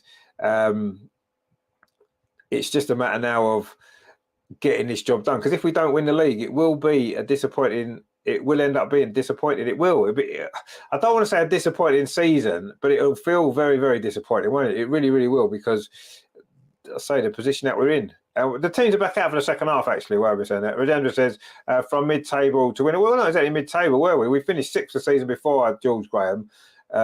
First title success. Finished 5th last year. That's not exactly mid-table, is it? I suppose, but unexpected title challenge, I would say. Terry says, coming you guys, indeed. We're just about to start a second half. Arsenal will be attacking the goal to our left, which is the North Bank. Comfortable 2-0 lead, and you'd imagine that we're going to win this game. We are back off and under run. There's still a lot of empty seats as people are queuing to get refreshments at half time. I never quite understand why people do that. But anyway, each to their own, I suppose. Anyway, I don't know. If you can't wait extra half an hour, 45 minutes to get a drink, then I think you've got a bit of an issue, actually. But anyway, we'll leave people get on what they want to do. But I mean, it's half empty, the stadium at the minute. I mean, I've been down at half time before. There's been a massive queue. Can't be bothered to go back to my seat, watch the game, rather than queue up for a drink that you can get later. Anyway, Arsenal started his second half in possession. Ball's on his near side. Granit Xhaka plays the ball back to. It's not a great ball actually, but Zinchenko just about manages to keep possession. He gave a look there to Granit Xhaka as if to say, "What are you doing to me there?" Thomas Partey there in the centre circle pings it forward to Trossard. That's a great ball out to that far side to Bukayo Saka. Is this going to be a third goal for Arsenal? We'll start the second half. Saka goes to the ball and pulls it back across. Good defending actually, just from Joel Ward. It was inside his own 6-yard box. He had to get that right, or it would have been an own goal. Palace managed to get that one away. That would have sealed it, wouldn't it, right at the start of the second half? And then you'd imagine then we would go on maybe and get 4, 5, 6 if we got a third goal this early. But anyway, Thomas Partey now, you have to say Palace haven't had the ball yet in the second half at all. And we're coming forward again. Martin Odegaard over on that far side. Saka's gone around the outside. Saka's got the ball now. Saka pulls it back again. It's just cleared away by Crystal Palace. Comes as far as Zinchenko's shot. It's hooked away there by Mihajovic. Only as far as Martinelli on his near side. Good defending again from Michael Olise. He's done all right, actually, for Crystal Palace, even though he's got a rather strange running style, as we said before. And he does a good clearance there. But Rob Holding's there. Another header. Good play again from Rob Holding. Brilliant stuff from him again. He's not been put under massive pressure, but he's done well. Anyway, Trossard now lays the ball off Thomas Partey. Now it's with Zinchenko.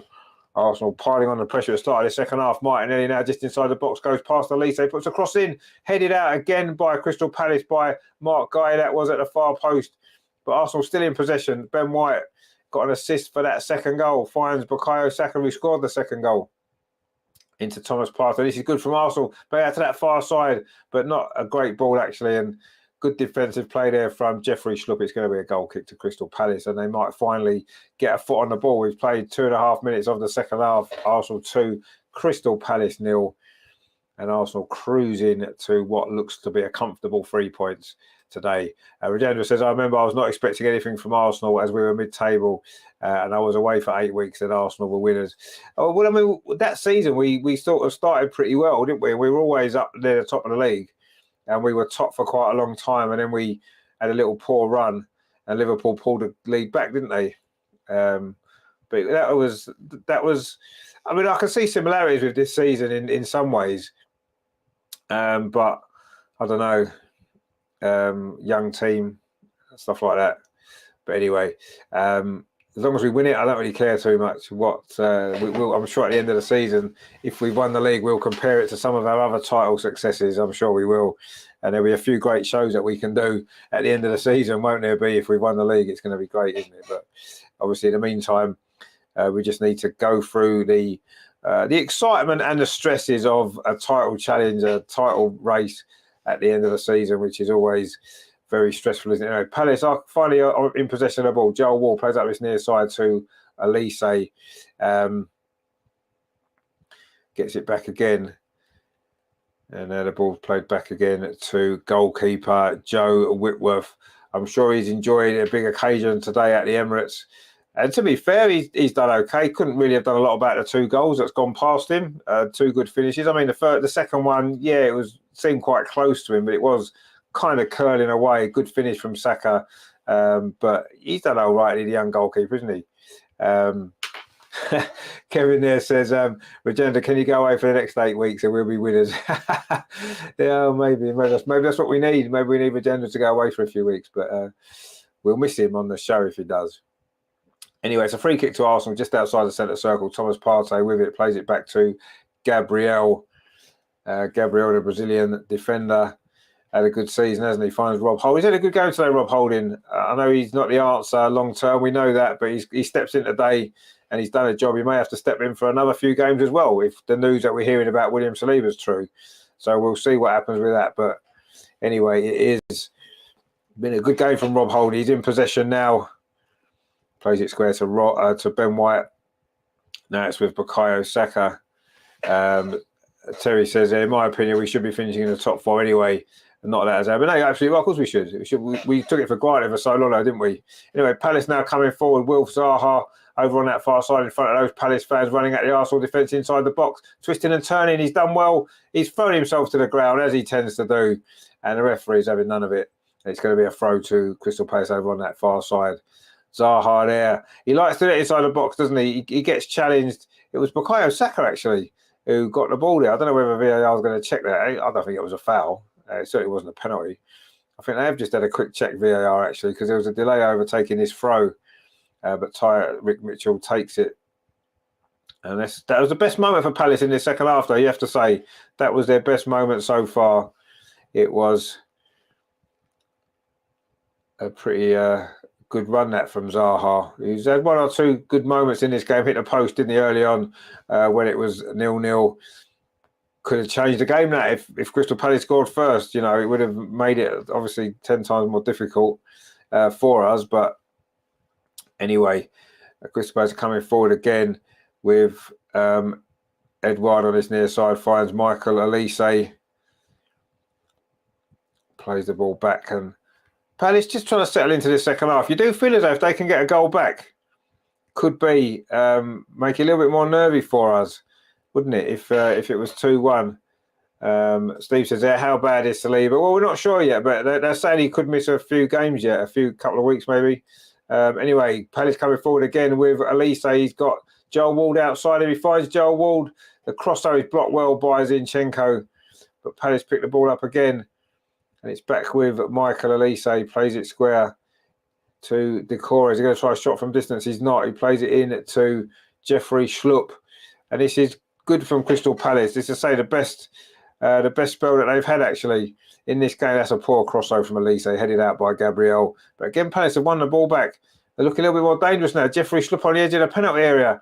Tackle comes in from Gabriel, but Palace keep the ball. It's now with Zaha over on that far side. Again, he's inside the penalty area, goes round a couple of players, tries a shot. Good save from Ramsdale at the near post. Yes, a save you would expect him to make, but it was a decent save actually. Zaha again looking to cause the problems there, goes around the outside. That's a good shot actually. Wow, from a pretty tight angle, you have to say. And Ramsdale's forced it behind it. It's a corner though to Palace. This is their best spell they've had in this second half, and it's the best spell they've had for quite some time in this game. It's going to be Mihojevic with this corner right in front of those Crystal Palace fans over on that far side behind the goal in the clock end. Can Crystal Palace get a goal back? And that would certainly make it interesting, shall we say, nervy as well. Corner comes into the near post. Ben White heads it away. They're not a great corner from Mihojevic. And Will Zaha there does some defensive work, gets the ball back to goalkeeper Whitworth. And he kicks it long first time up this near side. It's a good ball, actually. And it was well played there by Crystal Palace, but Zinchenko's there. And it's gone behind off Michael Elise. It is going to be a throw to Crystal Palace. We've certainly had a good spell in this second half now. Kevin says there, lazy Arsenal. Yeah, it's been a little bit lazy, hasn't it? We just sort of dropped off our intensity very slightly. It happens sometimes when the game's comfortable. If you remember at Fulham last week, it was the same, wasn't it? We were 3-0 up at half-time. In the second half, we dropped our levels a little bit, and it's easily done, isn't it? But 2-0's not quite the same, is it? Terry says, who do you think will come off for Jesus, Trossard or Martinelli? In my opinion, Saka could do with a rest. Well, yeah, I mean, potentially he had a rest the other night, didn't he? Came on in the end. Rajendra says, in those times I did not get to see Arsenal or hear about them in place overseas. No, probably not. A totally different world we live in now, isn't it? You can always get news wherever you are in the world about the Premier League, can't you? Steve says there, got to have the killer in us. Don't be happy 2-0 things. No, you're exactly right. We need to manage the game well. Terry says, it's into the box. Is it going to be a third goal? Oh, it is a third goal. Granit Xhaka's got it. And he scored again. He scored in midweek and he's got another goal. That's his 6th goal of the season for Granit Xhaka. Just as we were wondering about getting Crystal Palace getting a goal back, it is now 3-0. And that surely seals it there. It's Granit Xhaka with the...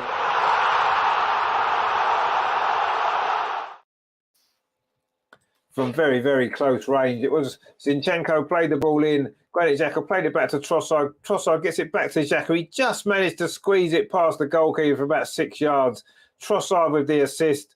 And Xhaka just squeezed it in. Brilliant, brilliant finish that was there from Granit Xhaka. He's on a bit of a run, isn't he? In fact, he was almost fouled. It may well have been a penalty had he not scored. He certainly got pushed over. Lovely ball, though, from Trossard. Xhaka got himself in there and just managed to squeeze it in. Just inside the post, just as he was falling. Actually, I don't know if he quite meant that, but it doesn't matter. It's gone in. It is 3-0, and Arsenal are on the way to going 8 points clear. Kevin said, "What a goal!" Terry says, "Xhaka 3-0, Steve 3 now." Steve says, "Come on, 2 more, and let's just get the 3 points," which is what we've surely got now. 10 minutes into the second half, Arsenal are on easy street now. And was it ever in doubt? Not since the first goal, no.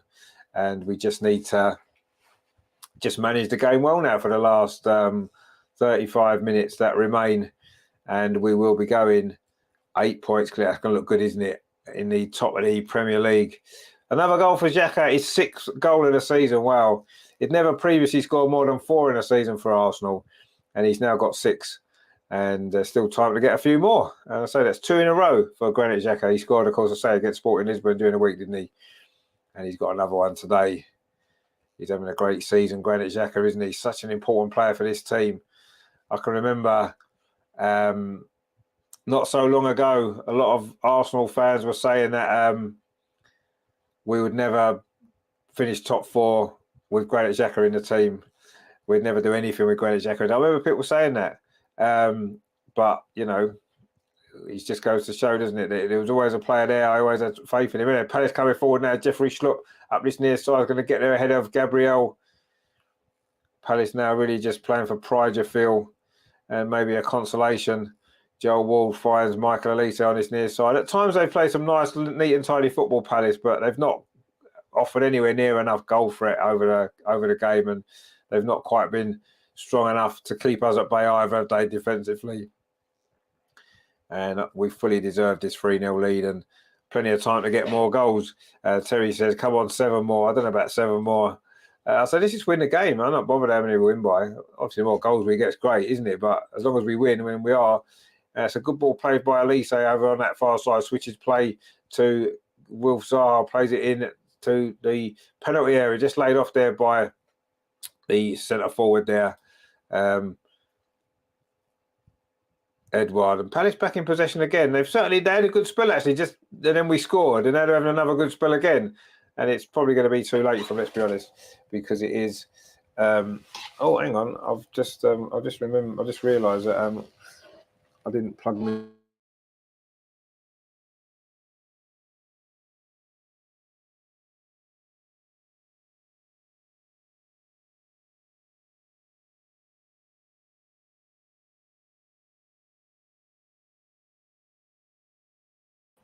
Oh, did we disappear there? What happened there? I'm not sure. Anyway, I was just trying to plug my light in because my light's gone a bit dim. I don't know if you guys have noticed, but anyway, I'm just going to charge it up. I forgot to plug it in before. Anyway, not to worry about that. There's a yellow card just been given out to Mark Guy there. I know, was it Tompkins? The first yellow card of the game, actually. 58 minutes played, and we've got a yellow card finally. It was slightly high for it. It was Tompkins there on Trossard. Slightly high challenge. And he's got the first yellow card of the game. It's not been a particularly physical game, has it, to be fair? It hasn't really been. It's been fairly easy for the referee, Stuart Atwell, today, hasn't it?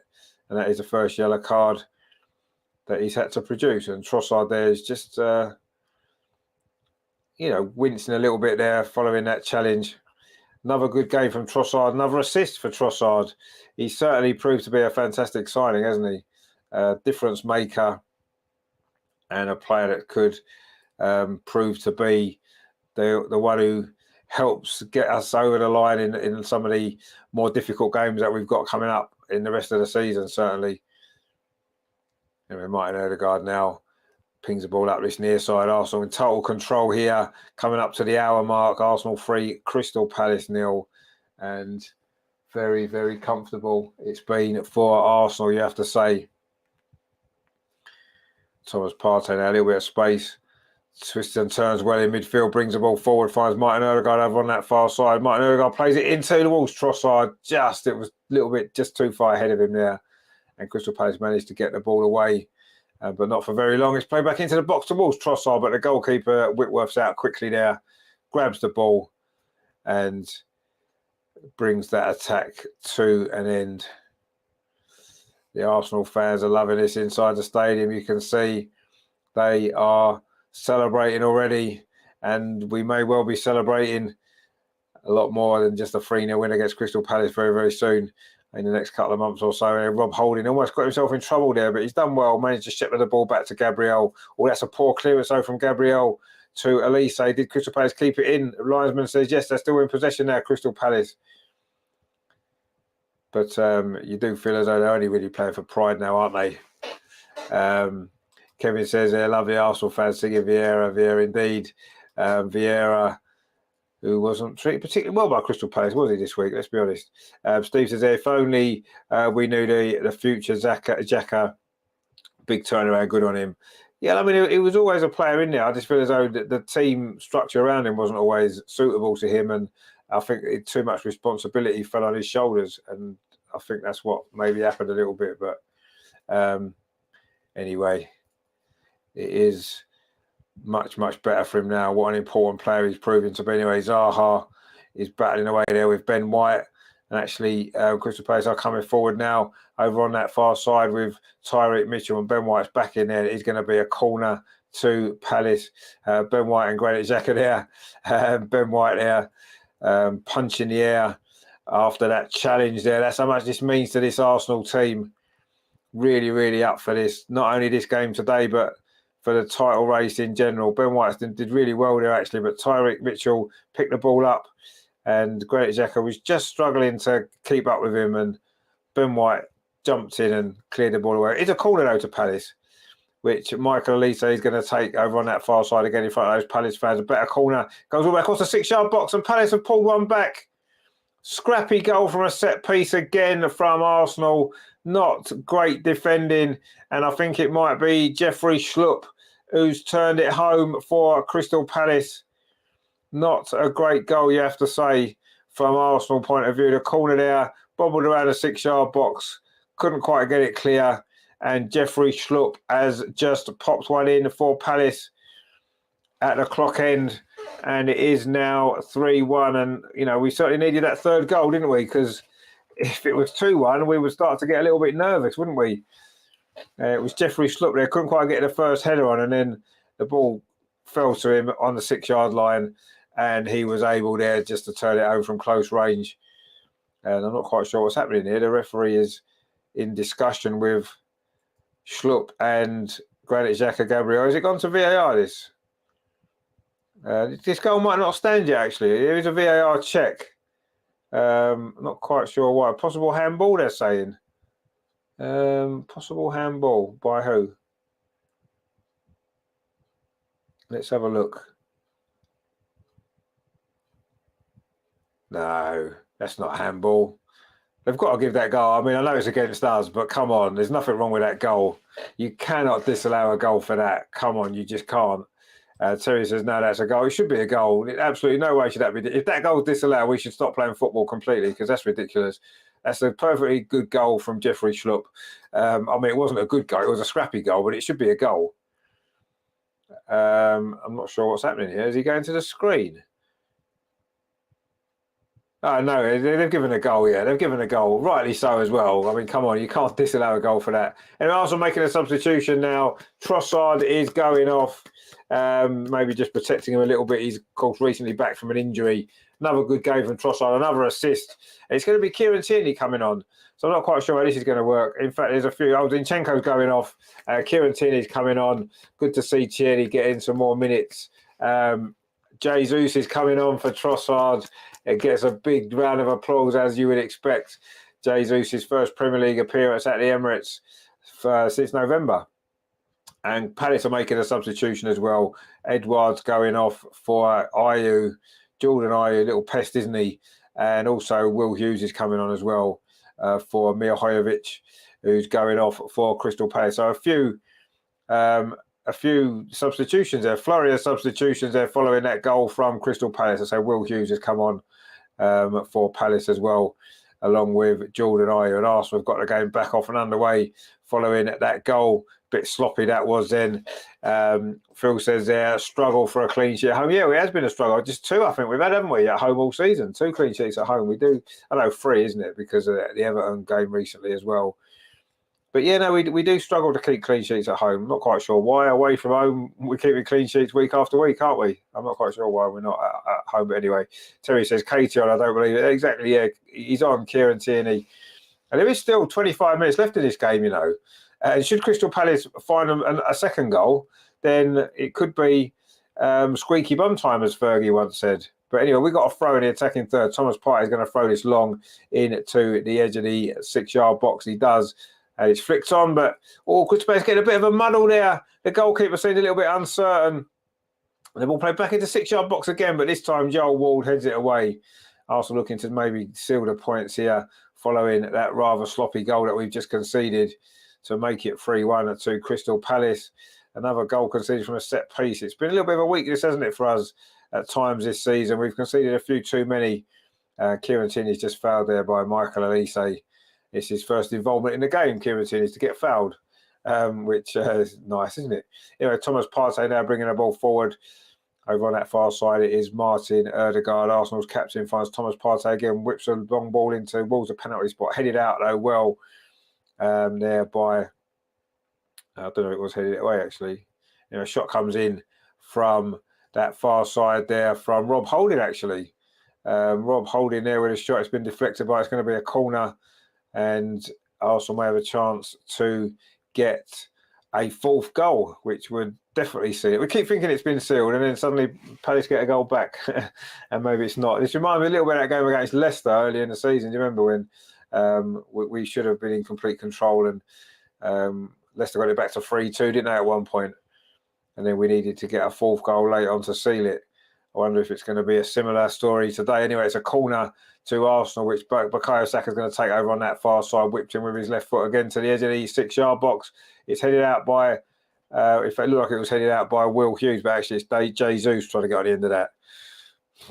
And it's gone behind for a goal kick to Crystal Palace. It was Jesus actually with a final touch, headed it wide. And it is a goal kick to Crystal Palace. 67, nearly 68 minutes played. Arsenal 3, Crystal Palace 1. We've just added that one goal since the start of the second half. And Crystal Palace have pulled one back. So we're almost back at the same point we were at the start of the second half. Arsenal with a 2-goal advantage, but now Crystal Palace looking to come forward. But Wilf Zaha was on his heels a bit there, and Arsenal deal with that quite comfortably. Rob Holding again stepped in well. Now it's Thomas Partey with his ball played up this near side. Gabriel Martinelli. Kieran Tierney goes off on a run. That's a poor crossover from Martinelli. And the goalkeeper, Joel Whitworth, manages to come and claim that quite comfortably for Crystal Palace. So can Arsenal get a fourth goal? Well, 3-1 will do us, let's be honest. It will do us, but it's just never quite as good when you're 3-0 up and you can see the goal, is it? You don't really want to be doing that, do you? Anyway, Arsenal now have to defend again as Will Hughes comes forward, finds Zaha over on that far side. Will Zaha's had one or two good moments for Crystal Palace, but Ben White's there to tidy that up and then complete the clearance as well. He's had a decent game, Ben White, at right back today. And that's gone out for a throw to Arsenal, which Martin Odegaard's got. In fact, it isn't. It's a throw to Crystal Palace. The referee is quite insistent. In fact, it's a free kick, is it, to Crystal Palace, which they've taken quickly. And they've got a little bit of their tails up at the minute, Crystal Palace. You have to say that goal has given them a little bit of hope. Maybe it's just a consolation. You feel as though it will be just a consolation. But if they've got another one, you never know, do you? There's still plenty of time, over 20 minutes to play in this game. And Arsenal, not exactly rocking, but not quite as comfortable as we were five or so minutes ago before Palace pulled that goal back. It's a throw now on this near side, which Joel Ward is going to take for Crystal Palace. Not quite as smooth in this second half Arsenal have been as we certainly were at the end of that first half. The last 15 minutes of that first half was impressive, wasn't it? But now we're going to have to dig in, and it's a little bit more of a battle now, isn't it, in these last 20 minutes, as Crystal Palace look to try and find a way back from what looked to be a hopeless situation for them. And it still doesn't look particularly great for them, does it? But it's certainly a little bit better for them now than it was before. They're coming forward again, looking to try to find another goal. Jordan Ayew's forced back there well by Arsenal, and Palace keep possession, but they're deep inside their own half now. In fact, they've gone away back to goalkeeper Joel Whitworth.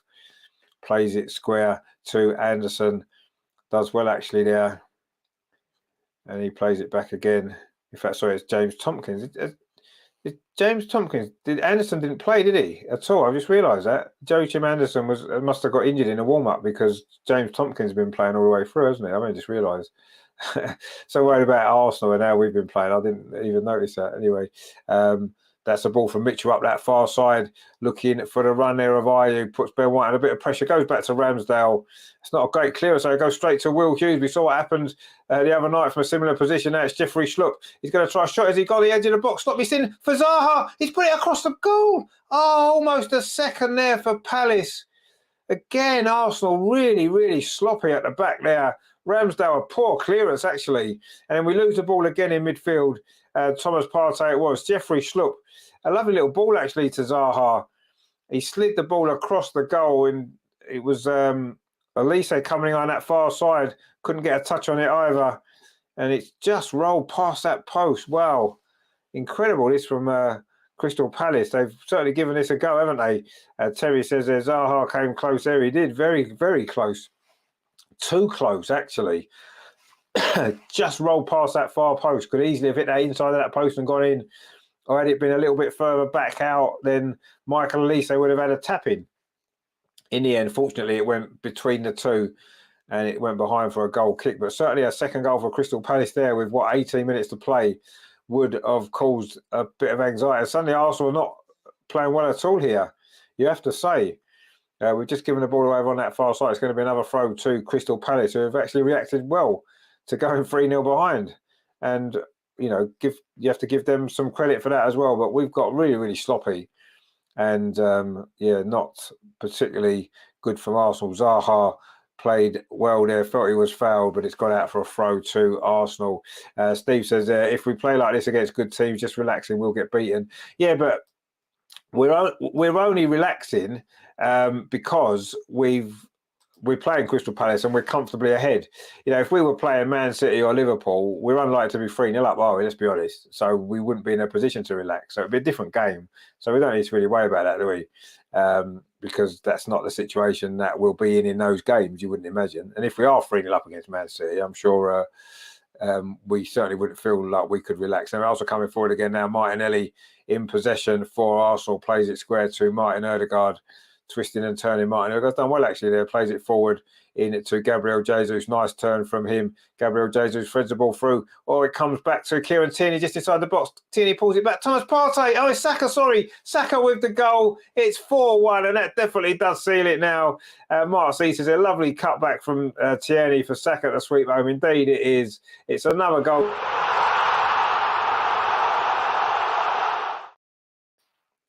And that will definitely seal it, won't it? That one now. Steve says, I said 4-1. I'm happy now. You did say 4-1, Steve. Yeah, well done. You so far you're right, and maybe you'll end up getting it right at all. Terry says Saka. Steve says good indeed. Yes, it's looking good now for Arsenal. I think we've definitely won this game. You have to say that probably does seal it, doesn't it? It's the fourth goal. It's another one for Bukayo Saka, his second of the day, his 14th goal of the season. And he's got to surely be in contention to win Young Player of the Year, hasn't he? Young Player of the Season, you'd imagine. Brilliant from him this season. Bukayo Saka, brilliant again. And an assist for Kieran Tierney. He's not getting enough minutes, is he, on the pitch, Kieran Tierney, at the moment? We know that. But he certainly made an impact here, coming off the bench, setting up the fourth goal for Saka. And surely that seals it. Surely it does. It is 4-1 to Arsenal. It's Bukayo Saka. And... it's another VAR check. What's the VAR check for? They're checking everything in this game. What is going on here?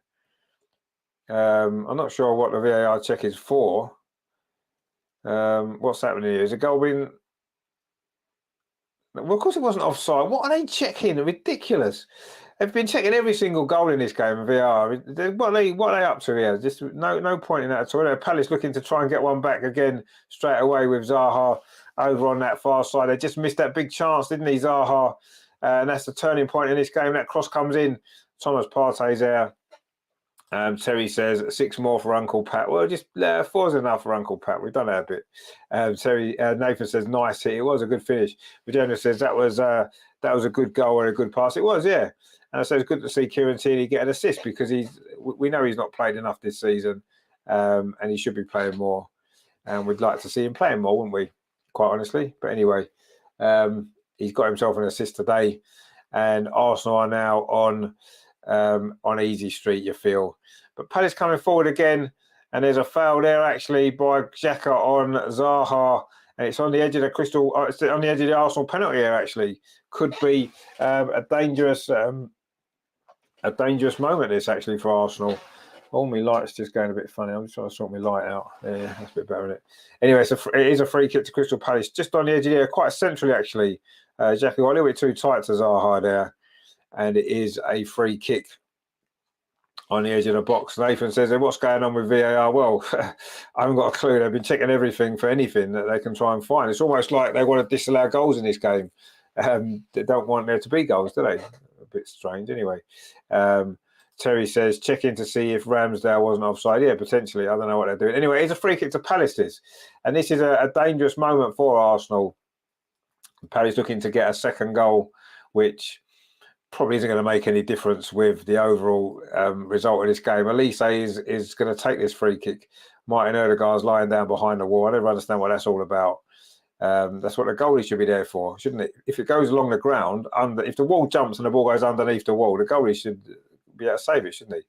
Anyway, Michael Elise is going to take this free kick for Crystal Palace. It goes into the wall. It's good defending by the Arsenal wall, and Tyrick Mitchell has just put that ball out for a throw to Arsenal over on the far side. The wall did its job there, which is what you want it to do. It jumped and blocked the ball, and that's what you want. That's exactly what you all should be doing. We've played 77 minutes at the Emirates. It is Arsenal 4, Crystal Palace 1, and the player in the wall that took the brunt of that free kick was Gabriel. Just needed a little bit of help back to his feet again, and he did do well there to block that. It wasn't a great free kick actually by Elise, but anyway, it was good defending from Arsenal,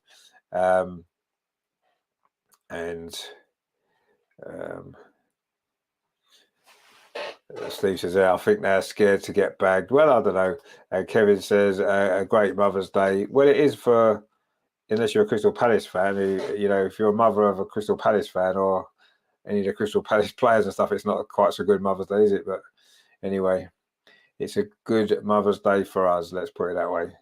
I'm not quite sure why Mother's Day is still a thing, but that's another issue.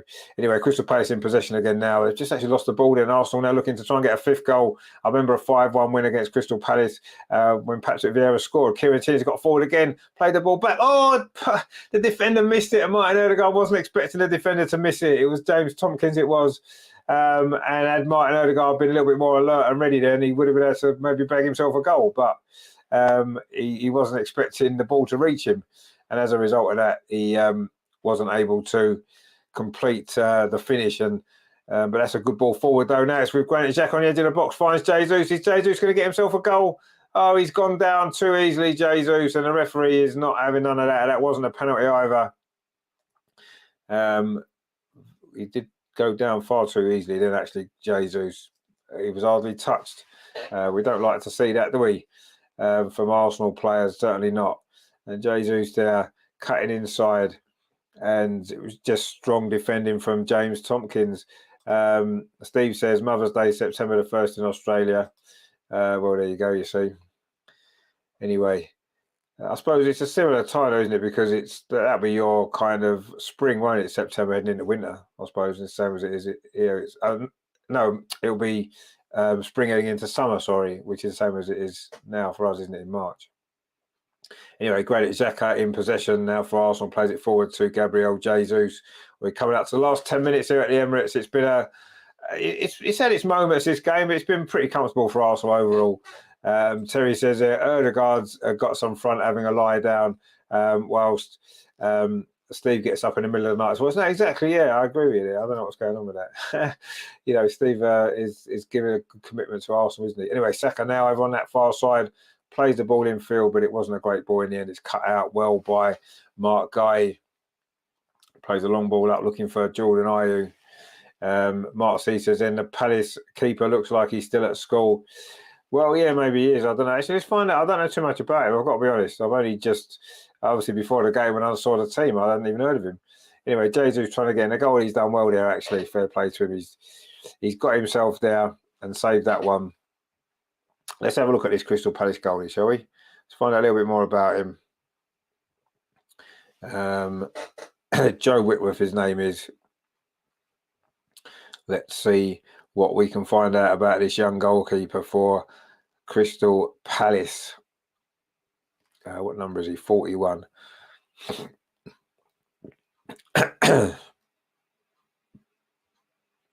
Well, this is his first ever game for Crystal Palace. He's played twice for the England under-18s, 3 times for the England under-15s, and he is 19 years old. The Crystal Palace goalkeeper, 19 years old. There you go. It's going to be a substitution now for Arsenal, and it's going to be Emil Smith-Rowe coming on for Bukayo Saka. Or is it? Oh, no, I think that's the Crystal Palace substitute. Michael Elise has gone off. Jeffrey Schlupp's gone off as well for Crystal Palace. And, I mean, Smith-Rowe is coming on for Arsenal. and it's Eze and Amada's coming on for Crystal Palace. Of course, Eze, who started off at Arsenal in the youth system, didn't he? And Jeffrey Schlupp's gone off as well for Palace, their goal scorer. And Jorginho and Smith Rowe are coming on for Arsenal. Ben White's going off. So I'm not sure how we're going to reorganise this, actually. Anyway, Ben White's gone off. And Martinelli's going off as well. So Smith Rowe and Jorginho is coming on. We're probably going to change the shape of the team slightly because you don't imagine Jorginho is going to go right back there. Martinelli's going off. Good performance from him today. Got that important first goal, which is good. And Emile Smith Rowe is coming on. He's going to get the last 10 minutes today at the Emirates. Another few minutes on the pitch for Smith Rowe. Good to see him back. And let's hope that he can have a bit of an impact in the last few games of the season as well. We know what a great player he is when he's not injured. So our Arsenal are going to go 3 at the back. It doesn't look as though we are, actually. I'm not quite sure who's playing right back. I don't know if we're going to bother with a right back. Anyway, Gabriel's got the ball now and plays it back to Rob Holding over on that far side. And he goes back to goalkeeper Aaron Ramsdale. Steve says there, Rich, you remember Charlie Yankos from Australia? He was captain, my first cousin. Charlie Yankos. No, I'm not sure. I don't remember him, actually. Did he play for Australia, did he? Let's have a look. Charlie Yankos. It doesn't ring a bell, that name. Let me just have a look for him. See, we can do all this now because the game's like over and done with, isn't it? So we can relax, which is nice. What was his name? Charlie, what did you say it was called? Charlie Yankos. Oh, he's an Australian footballer. He is fantastic. He's your cousin, is he? That's brilliant. That late 80s. Oh yeah, I've just seen a picture of him. Brilliant. He played for Australia 83 to 89, 49 caps for Australia, 7 goals. So fantastic. He was a sweeper, it says here. He played in the all in the Australian League by the look of it. Brilliant. Well, you got famous family, Steve. That's really good stuff. Redemption says Thomas Partey at right back. Is he at right back? Is he? Well, he's over on that side actually. Yeah, potentially, I suppose he might be. I don't think we're that bothered anymore. Mark C says there maybe not a great idea to sack your manager whose name is Patrick on St Patrick's Day. Yeah, I did think that at the time actually. St Patrick's Day, it was when he got sacked, wasn't it? Probably not the best idea. You're right. It probably wasn't the best idea to sack him at any day, really, at this point in the season when you think about it. But anyway, we'll see what happens for Palace, whether it turns out to be a good decision for them or not long term. Anyway, also coming forward again, looking for a 5th goal. Martin Odegaard plays out to that far side, but Bukayo Saka's on a hat-trick, of course. Comes back to Odegaard, tries a shot just over the top. 5 minutes to play. Will Bukayo Saka get his first Arsenal hat-trick today? Who knows? He may well do. But Martin Odegaard there tried an effort there from the edge of the box, high and wide. And not too much to worry about there. And Arsenal are making another substitution now. It's going to be the young defender coming on. Gabriel's going off. Not a bad game for him today. Okay, he played, didn't he? He wasn't put under too much pressure. And it is going to be Jakub Kiwior, the young Pole, coming on for him, of course, who played against Sporting Lisbon, didn't he? Didn't maybe have a great game, but he's going to get some minutes now. So we're actually finishing this game with a centre-back partnership of Holding and Kiwior in the Premier League. Did we ever think that we'd see that in this season? But we are for these last 4 minutes or so. And it's Kiwior's first appearance at the Emirates, isn't it? So good experience for him. Let's see how he does. Is he going to be put under pressure? Crystal Palace trying to come forward there, but Martin Odegaard steps in, and Arsenal now just looking comfortable. Smith Rowe tried to lay the ball off to Kieran Tierney. Tierney had to stretch there, but he did manage to keep it in. And he does find Kiwior. His first touch finds Martin Odegaard, and he might well get it back again. In fact, Jorginho's just playing almost as a extra centre-back at this moment in time. Jorginho very deep. Martin Odegaard there plays it forward. He's got the ball again, Martin Odegaard, but he's just lost it in midfield. to Decore, and now Will Hughes for Crystal Palace. And there's a foul there, is there, by Rob Holding on Zaha, who's looking quite frustrated. Zaha, it was his miss, wasn't it, just before the 4th goal? That probably is going to prove to be the turning point of this game, you have to say, because had the Crystal Palace got it back to 3-2 at that point, who knows what might have happened. But what could have been 3-2 was very, very quickly 4-1. And that is the point seal. We're into the last 3 minutes now. Zaha is still complaining to the referee, probably as to why he didn't book Rob Holding, but you don't want to see players booked there all the time. I mean, it was a foul. Of course it was. Anyway, it is a free kick to Crystal Palace now, midway inside the Arsenal half. It's going to be Eze with it, one of the substitutes for Crystal Palace. Dinks the ball over towards that far post. It was Tompkins there with the effort, but he couldn't direct it past Aaron Ramsdale. In fact, it just about reached the Arsenal goalkeeper, and he goes long over that far side. That's a good ball, actually, for Bukayo Saka. He's out wide. He's got a little bit of space. Saka tries to get across, and it's deflected behind by Mitchell. We were saying at the start, wasn't we, how the battle between Mitchell and Saka was going to be a big battle in this game. I mean, Mitchell's done pretty well against him, to be fair, but Saka's got 2 goals. He's probably going to get man of the match. So there's only been one winner on that particular battle there. Mark C says, Ødegaard is such a class above. So glad we got him. He's proved to be a very, very good player. Indeed he has. Anyway, we've still got a chance to get another goal here. Saka's going to take this corner from the far side. Again, he's going to whip it in with his left foot. He's got 2 goals and assists today, Saka. He's going to get another assist from this set piece. The corner comes in towards the edge of the 6-yard box, but the goalkeeper's there. The teenage goalkeeper who's he'll probably remember this game for the rest of his life, won't he? His debut for Crystal Palace at the Emirates. And, you know, I don't really blame him for any of the goals. He couldn't really have saved them, really, could he? He's done okay, hasn't he, for a young goalkeeper starting out in his career. And it's been a bit of a baptism of fire for him, hasn't it? But he can hold his head up high, kind of the young man.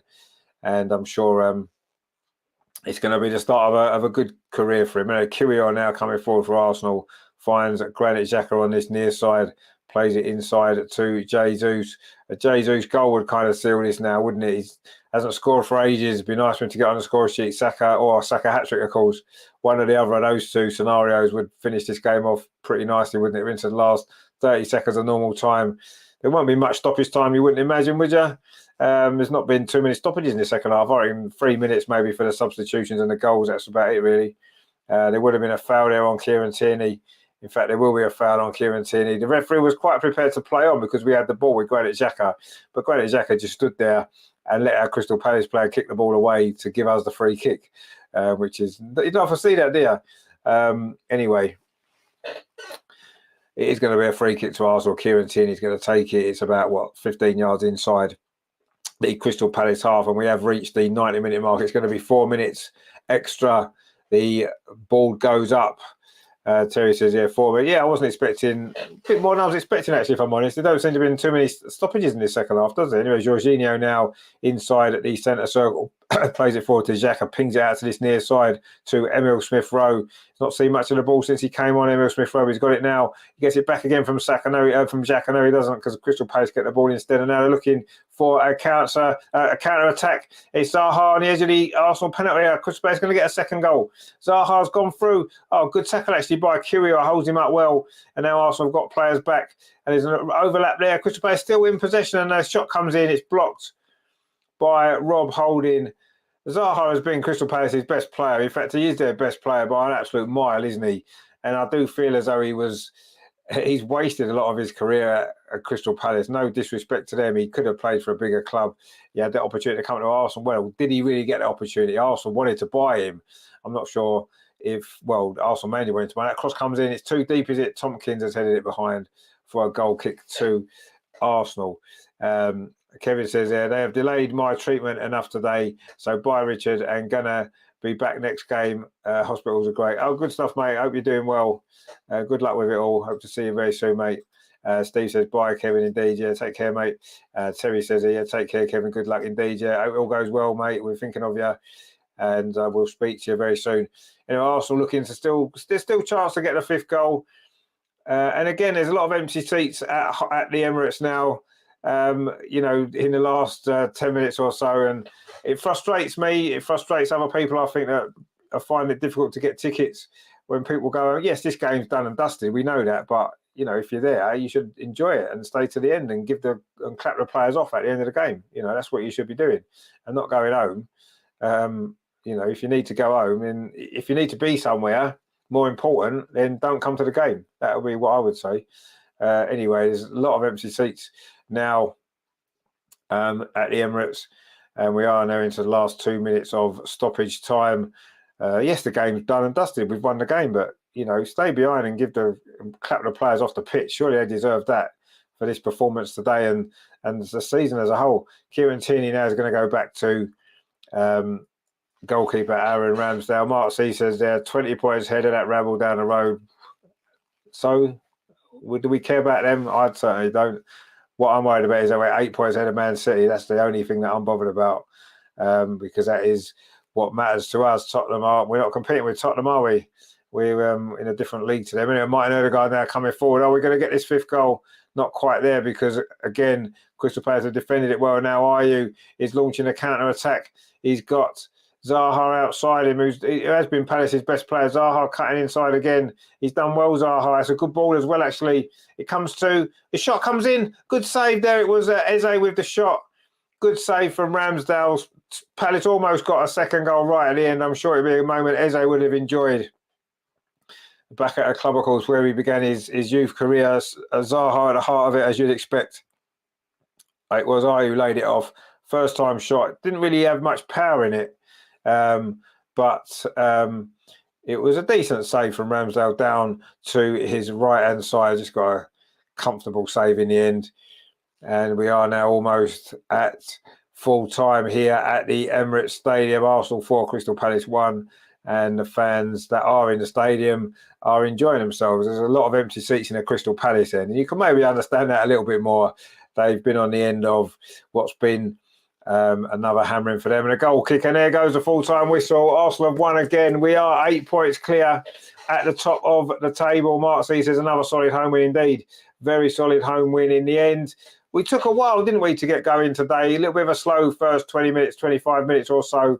As soon as we took the lead, though, with a great goal from Martinelli after 28 minutes, we always looked in control.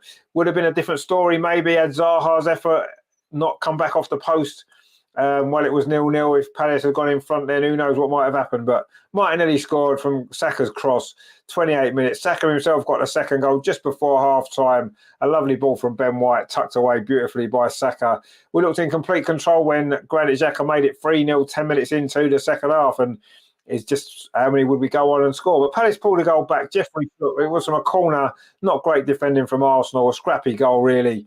And it made it 3-1. And Zaha then missed a great opportunity for Palace to make it 3-2, firing just past the far post.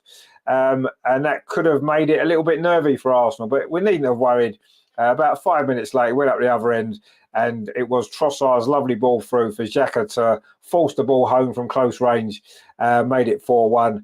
And that was how it finished. Palace had one or two other little opportunities to pull another goal back. But in the end, Arsenal won fairly comfortably, you have to say. And another game gone, another 3 points in the bag. And we are currently 8 points clear at the top. Man City have a game in hand, but look how much pressure that puts on that game in hand for them now. Because if they don't win it, that could be 6 points, couldn't it? Seven. If they draw, it'd be 7 points, won't it?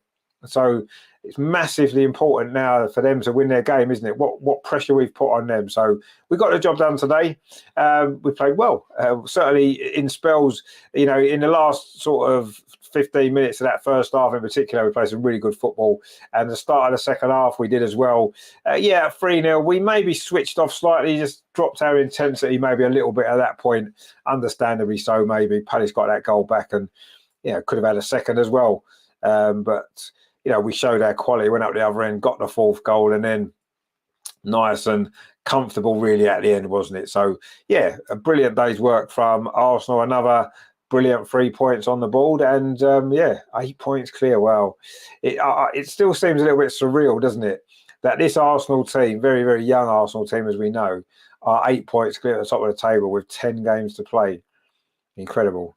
But this is where it's going to start getting you know, the games are coming up, difficult games that we've already said. Mark C says, Guinness is now calling my name. Have a great week, fellas. See you all next game. Yeah, cheers, my friend Mark. Take it easy, mate. Good to see you. Steve says, great win indeed. We've got Come On You Gunners.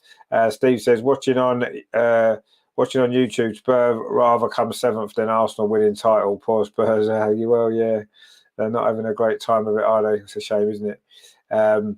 Steve says, do I get a free beer for the right score? You did get the right score, actually, Steve. Yeah, well done. That's good. That was a very good guess for the scoreline today. Terry says, great win, but disappointed we didn't keep a clean sheet and score more. Well, yeah, I'm not that fussed, really. We won the game. That's all I worry about. Terry says Tony Holding or Rob Adams was my man of the match. Steve says, bye, Mark. Russ says, great bounce back from Thursday. Yeah, it was. And Terry says, bye, Mark. No, it was a great bounce back from Thursday. Yeah, I mean, we needed to win the game. And, yeah, I thought you could tell a little bit maybe in that first 20 minutes. We were a little bit unsure, uncertain, a little bit disjointed. But I say, as soon as we scored, there was never much doubt, was there, that we was going to win that game. And we got the job done fairly comfortably. We'll take a 4-1 home win when you're in a title race all day long, won't we? You know, we'll take a 1-0, scrappy 1-0 every home game if it means that we go on and win most of the game. So, yeah, I mean, I say slow start, but, yeah, we did well. And, yeah, we've got the 3 points, 8 points clear. Now it's over to Manchester City to try to close that gap and keep themselves in the title race, because at this moment in time, it's definitely us. And you know, I don't want to call us favourites, but we probably are almost favourites, aren't we, to go on and win it now. Phil says, job done, let's win the next one. Indeed, that's all we can do, isn't it? We have to just keep winning and winning the games. Is it Leeds? Is Leeds the next game? I can't remember now. Is it Leeds or Southampton? Let me just check. Because so many games been played. Yeah, it is Leeds, isn't it? Yeah. April the 1st. Of course, there's international break coming up, isn't there? Next week. So there's no games then. And then April the 1st, it is Leeds. That's a 3 o'clock on a Saturday as well, actually. Then, of course, Easter Sunday, Liverpool away. That's a big one, isn't it? Then West Ham away on the 16th. Another big game. 2 big away games in. You know, 4 points from them would be good, wouldn't it? At least 6 would be fantastic. Southampton at home should win that on a Friday night. That's a bit of a strange time, isn't it? The Friday night game. Not a big fan of that. Then, of course, Man City away on the Wednesday. Well, then Chelsea at home on the Saturday evening, 29th of April. That is going to be another interesting one, isn't it? And then we move into May. Obviously, the fixtures might change. Newcastle away, Brighton at home, Nottingham Forest away, and then we finish Wolves at home, don't we? So some interesting games coming up, isn't there? There's that interesting run there, isn't there? Liverpool away, West Ham away, Southampton at home, Man City away, Chelsea at home, Newcastle away. That's when the league's decided, isn't it? Those games there, quite honestly. And if we're still top after Newcastle, then with Brighton, Forest and Wolves to come, we'll be there, won't we? Let's be honest. If we're still top after Newcastle, we'll have to see how that goes there. Steve says, who's next? Leeds? It is Leeds, yeah, April the 1st, because of course there's a international break next week. So there's no games in the Premier League. Colonel says, good 3 points, just couldn't watch it on Sky. They expect you to pay for 5 different subscriptions. Well, they don't. I just watch it without paying any subscriptions, really. So there's ways of doing it. So I would suggest you do that, mate. Then you haven't got. I wouldn't give Sky a penny. I wouldn't even watch it on Sky if it was free. I just can't stand them. Can't stand the company. I don't want to give them a penny. I don't want to give any of my time either, if I'm honest. But anyway, they just showed a few highlights now of the game. And yeah, I mean, Zaha had a lively game, didn't he? I thought he played well for Palace, actually. He's caused us problems in previous seasons, hasn't he? And he did it again today. And, you know, he had a good performance. But ultimately, it's been a losing performance for him at this time. And we have finally, after last time we beat Crystal Palace at the Emirates, it finished 4-1 as well, back in 2018. And it's finished 4-1 today. So that will be nice, won't it? Just to have those 2 4-1 wins either side of all of those disappointing matches against Palace in the meantime. But a lovely finish from Granit Xhaka. 6th goal of the season. That's so good, isn't it? Terry says, afternoon to Kerno, indeed. Yeah, it was a good 3 points. You're absolutely right. It was a really good 3 points, and what was needed. And we need a few more, as we know. 10 more games to go.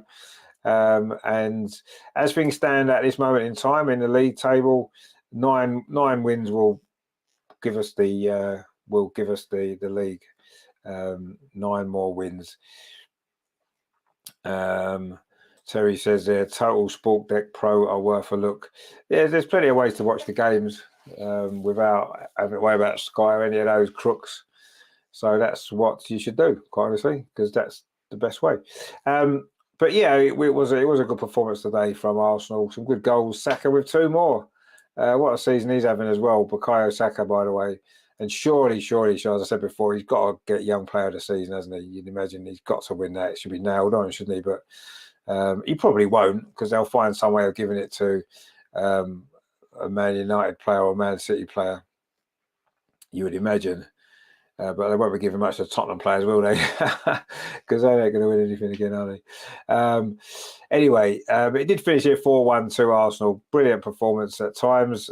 Some great football, some great goals. And I say 8 points clear now. It's over to Man City, isn't it, to try and pull that back. Some stats then. Arsenal, 15 shots, only 5 on target, funnily enough. Crystal Palace had 8 shots and 4 on target, which is, Arsenal had 586 passes to Crystal Palace's 358, 87% accuracy, 78% accuracy for Crystal Palace. And we had 5 corners to their 4. Just that one booking, which was for... it was for James Tompkins, wasn't it? The only booking of the game. But yeah, it was a really, really good performance from Arsenal today, and 1 more game down. Regina says, the international break can go either way for us. We may not be in sync, getting better sync and see better games. Plus, as well, injuries. That's the other thing, isn't it? International break, it always worries me. Phil says, I didn't realise I was sending gobbledygook from my pocket. Well, it wasn't really gobbledygook, was it? It was just literally I am, which is fair enough. I was waiting for you to finish the sentence before I put it on, because, I wanted to know what you was going to be saying. But anyway, there you go. It's good that it was just out of your pocket. And Terry says, how many games left? 10 or 11, pressure now on City. Yeah, 10 left for us, 11 left for City, obviously. They've got that game in hand. We had a game in hand, didn't we, for ages, and now they've got a game in hand. But we've got the 8-point lead. And that's the most important thing. Yeah, and you're right. The pressure is on City, 100%. And I say we've got 10 left, and Steve says 9 wins does it. In fact, it could even be 8 wins if they lose a game. If they lose their game in there, they'll drop points. But as things stand, 9 wins us the league. And looking at some of those games, though, it's not going to be easy, is it? But I'm going to say it now, and I'm not going to change my mind on that. If we're top after we've played Newcastle away at the beginning of May, if we're still top then, we'll win the league. We've got 4 games left after that, haven't we? No, 3 games left after that. We'll win the league if we're still top after. Regenda says 9 wins and 2 games left, so it'd be 9 wins and 1 draw, wouldn't it? We wouldn't even need that, I don't think. Phil says I'm very happy. Yeah, well, I'm very happy as well, Phil. That's good, isn't it? That's what we want to be, don't we? But yeah, let's just keep going. Let's take it 1 game at a time. Let's not get too carried away. I know I was just looking at the fixtures, but yeah, I think if we're top after Newcastle, I think that's it. I think we'll be there. And Terry says, another nail in Neville's coffin. Yeah, quite possibly. I mean, they all hate us, which is great. Let them continue to hate us, because we'll keep winning games. We'll keep staying top of the league, and then that's what we enjoy. So anyway, that's been that then. Brilliant stuff. Don't forget, tomorrow we are back for the Arsenal review. We will be looking back on this great performance. We'll be looking back on the Europa League exit as well, obviously, which came about during the week. And we'll be looking at, obviously, international breaks. There's no more games for Arsenal, of course, next weekend. There'll be loads of stuff to talk about, of course, as always. So join us for that tomorrow at 8 o'clock. Then Tuesday, the women are back in action. Champions League. The only place you can watch the Champions League for Arsenal at this moment in time is the women. Tuesday, it's the early one, actually. It's 5:45 kickoff on Tuesday night. Arsenal away in Bayern Munich. That's going to be a great game, isn't it? So join us for that one on Tuesday. That is going to be really, really good. And then looking ahead even further, of course, we will be on Thursday. No, sorry, on Friday we'll have the Arsenal women's weekly show, of course, where we'll be looking back at the game against Bayern and North London derby next weekend for the women as well, and then of course the second leg as well of the Bayern Munich game. So a little bit of a quieter week on the channel, maybe due to the fact that there's no midweek games and there's not a lot going on in the Premier League for a while. But we'll still be bringing you some great shows for you to enjoy, which will be good. So that'll be good. Phil says, thanks for showing up. No, thanks for tuning in again, my friend. We've got thanks for the stream today. Yeah, no, I'm going to keep calling you Jota because it kind of looks like Jota. So there you go. Colonel says the 2 Liverpool Irish fans on Twitter hate us too. Yeah, I know. But they don't really hate us though, do they? They're doing it literally for one reason and one reason only. They're doing it for interaction and they don't really hate Arsenal. They don't care about Arsenal, do they? They just know that anything about Arsenal, good or bad, gets traction, and that's what's going on with that. So don't worry about them two knobheads. So Regenda says, hopefully Saliba back in time for the next games. Hopefully, but we'll have to see. Hopefully he won't be out for too long. Although Rob Holding played well today, actually. So fair play to him. Steve says, bye to all till Leeds. Bye, Rich. So yeah, see you later, Steve. Thanks for tuning in, mate. If you're around for the women's game on Tuesday, join us for that as well. Regina says, what time? The game on Tuesday is 6:45 kickoff. So it's the early one against Bayern Munich. That's going to be really good. Definitely join us for that if you can, because that's going to be a great game. Really looking forward to that. We're going to be speaking to Andreas as well in Germany at half-time in the stadium. That's going to be good. And maybe Matt as well, if we can get hold of Matt, because he's there for us. So we're going to be looking ahead to that as well. But that's all going to be good stuff on Tuesday. And don't forget, tomorrow, the Arsenal review is here, looking back on the last couple of Arsenal games and one or two other bits and bobs as well. The title race, isn't that going to be exciting? So yeah, join us all for that. It's going to be good stuff. That's all coming up in the next few days on the channel. Regenda says Tuesday, 5:45. Exactly, yeah. Well, I'll be here about 5:30 when I get in from work, but the game starts at 5:45. Terry says, Steve, have a great week, mate. Take care and see you all soon. Indeed. And Regenda says, holding okay for Leeds and hopefully ready for the next game. Yeah, I mean, if he has to play, he plays. That's it, isn't it? At the end of the day, if he has to play, he'll play, and I'm sure he'll do okay. He did okay today, didn't he? And we've got to enjoy that from him. A great performance from Rob Holding today, so fair play to him. And Terry says, when's Adam and Steve show back on? I'm not sure yet, actually. I'm gonna find out maybe this week. There's not much else going on this week, so there'll be a good opportunity for them. So we'll see if we can get them to come back on Thursday, perhaps. So we'll see. I know they've both been a bit busy, you see. It's been difficult because of how busy they've been, but hopefully we can get that back on this week with better luck. So if so, I'm sure you'll be tuning in for that. It'll be good. It's always a good show, a lot of fun. So if you can join us for that, would be much appreciated as well. But we'll see. I'll let you know if it's going ahead. But tomorrow we're back, Arsenal review, 8 o'clock. It's going to be fun, so please join us for that. But good game today, good performance from Arsenal, a good win. It finished Arsenal 4, Crystal Palace 1. Martinelli, 2 goals from Saka and 1 from Granit Xhaka. Crystal Palace did briefly give a little flutters, not a scare so much, a little flutter maybe when Jeffrey Schlupp pulled one back, but comfortable victory in for Arsenal, and we are 8 points clear. Brilliant stuff. So thanks for watching today. If you have enjoyed it, please give us a like. And if you are new here, please consider subscribing to the channel, of course. And we'll see you tomorrow night with the Arsenal, which we are really, really looking forward to. That is going to be a great show, and it's going to be good stuff. I'm sure you'll all enjoy that as well. And it's been good today, hasn't it? A good victory for Arsenal. So thank you very much for joining me. Thanks for tuning in, and I'll see you tomorrow. And of course, as always, come on, you Gunners! 8 points clear. We're gonna do it, aren't we? We're going to win the league. We are. It's going to be good fun. Terry says, what do you reckon on the Conte rant? Well, I mean, it was hilarious, wasn't it? But what I found, I mean, we'll talk about that maybe a bit tomorrow as well. What I thought a little bit was that he's used to being manager of better teams than Tottenham, quite honestly, isn't he? The things he's won in his career, and I think he's frustrated with the fact that they're quite shit, and it's frustrating him, and you can understand why. But it is quite funny, isn't it? But we'll maybe talk about that tomorrow as well, actually, and everything else that's been going on around the Premier League and the title race and everything else. But for the meantime, I'll see you tomorrow. 4-1 to Arsenal today. We enjoyed that, didn't we? Come on, you Gunners. See you tomorrow, guys. 8 points clear. We're going to win the league. We are going to win the league. Neil said it in August or July. It's going to be true. See you tomorrow, guys. Take it easy. Enjoy the rest of what's left of your weekend. And we'll see you soon. Take it easy. Real Martinelli. It's now with Granit Xhaka. Is it going to be the third goal? It is the third goal. Granit Xhaka with it. That's easy.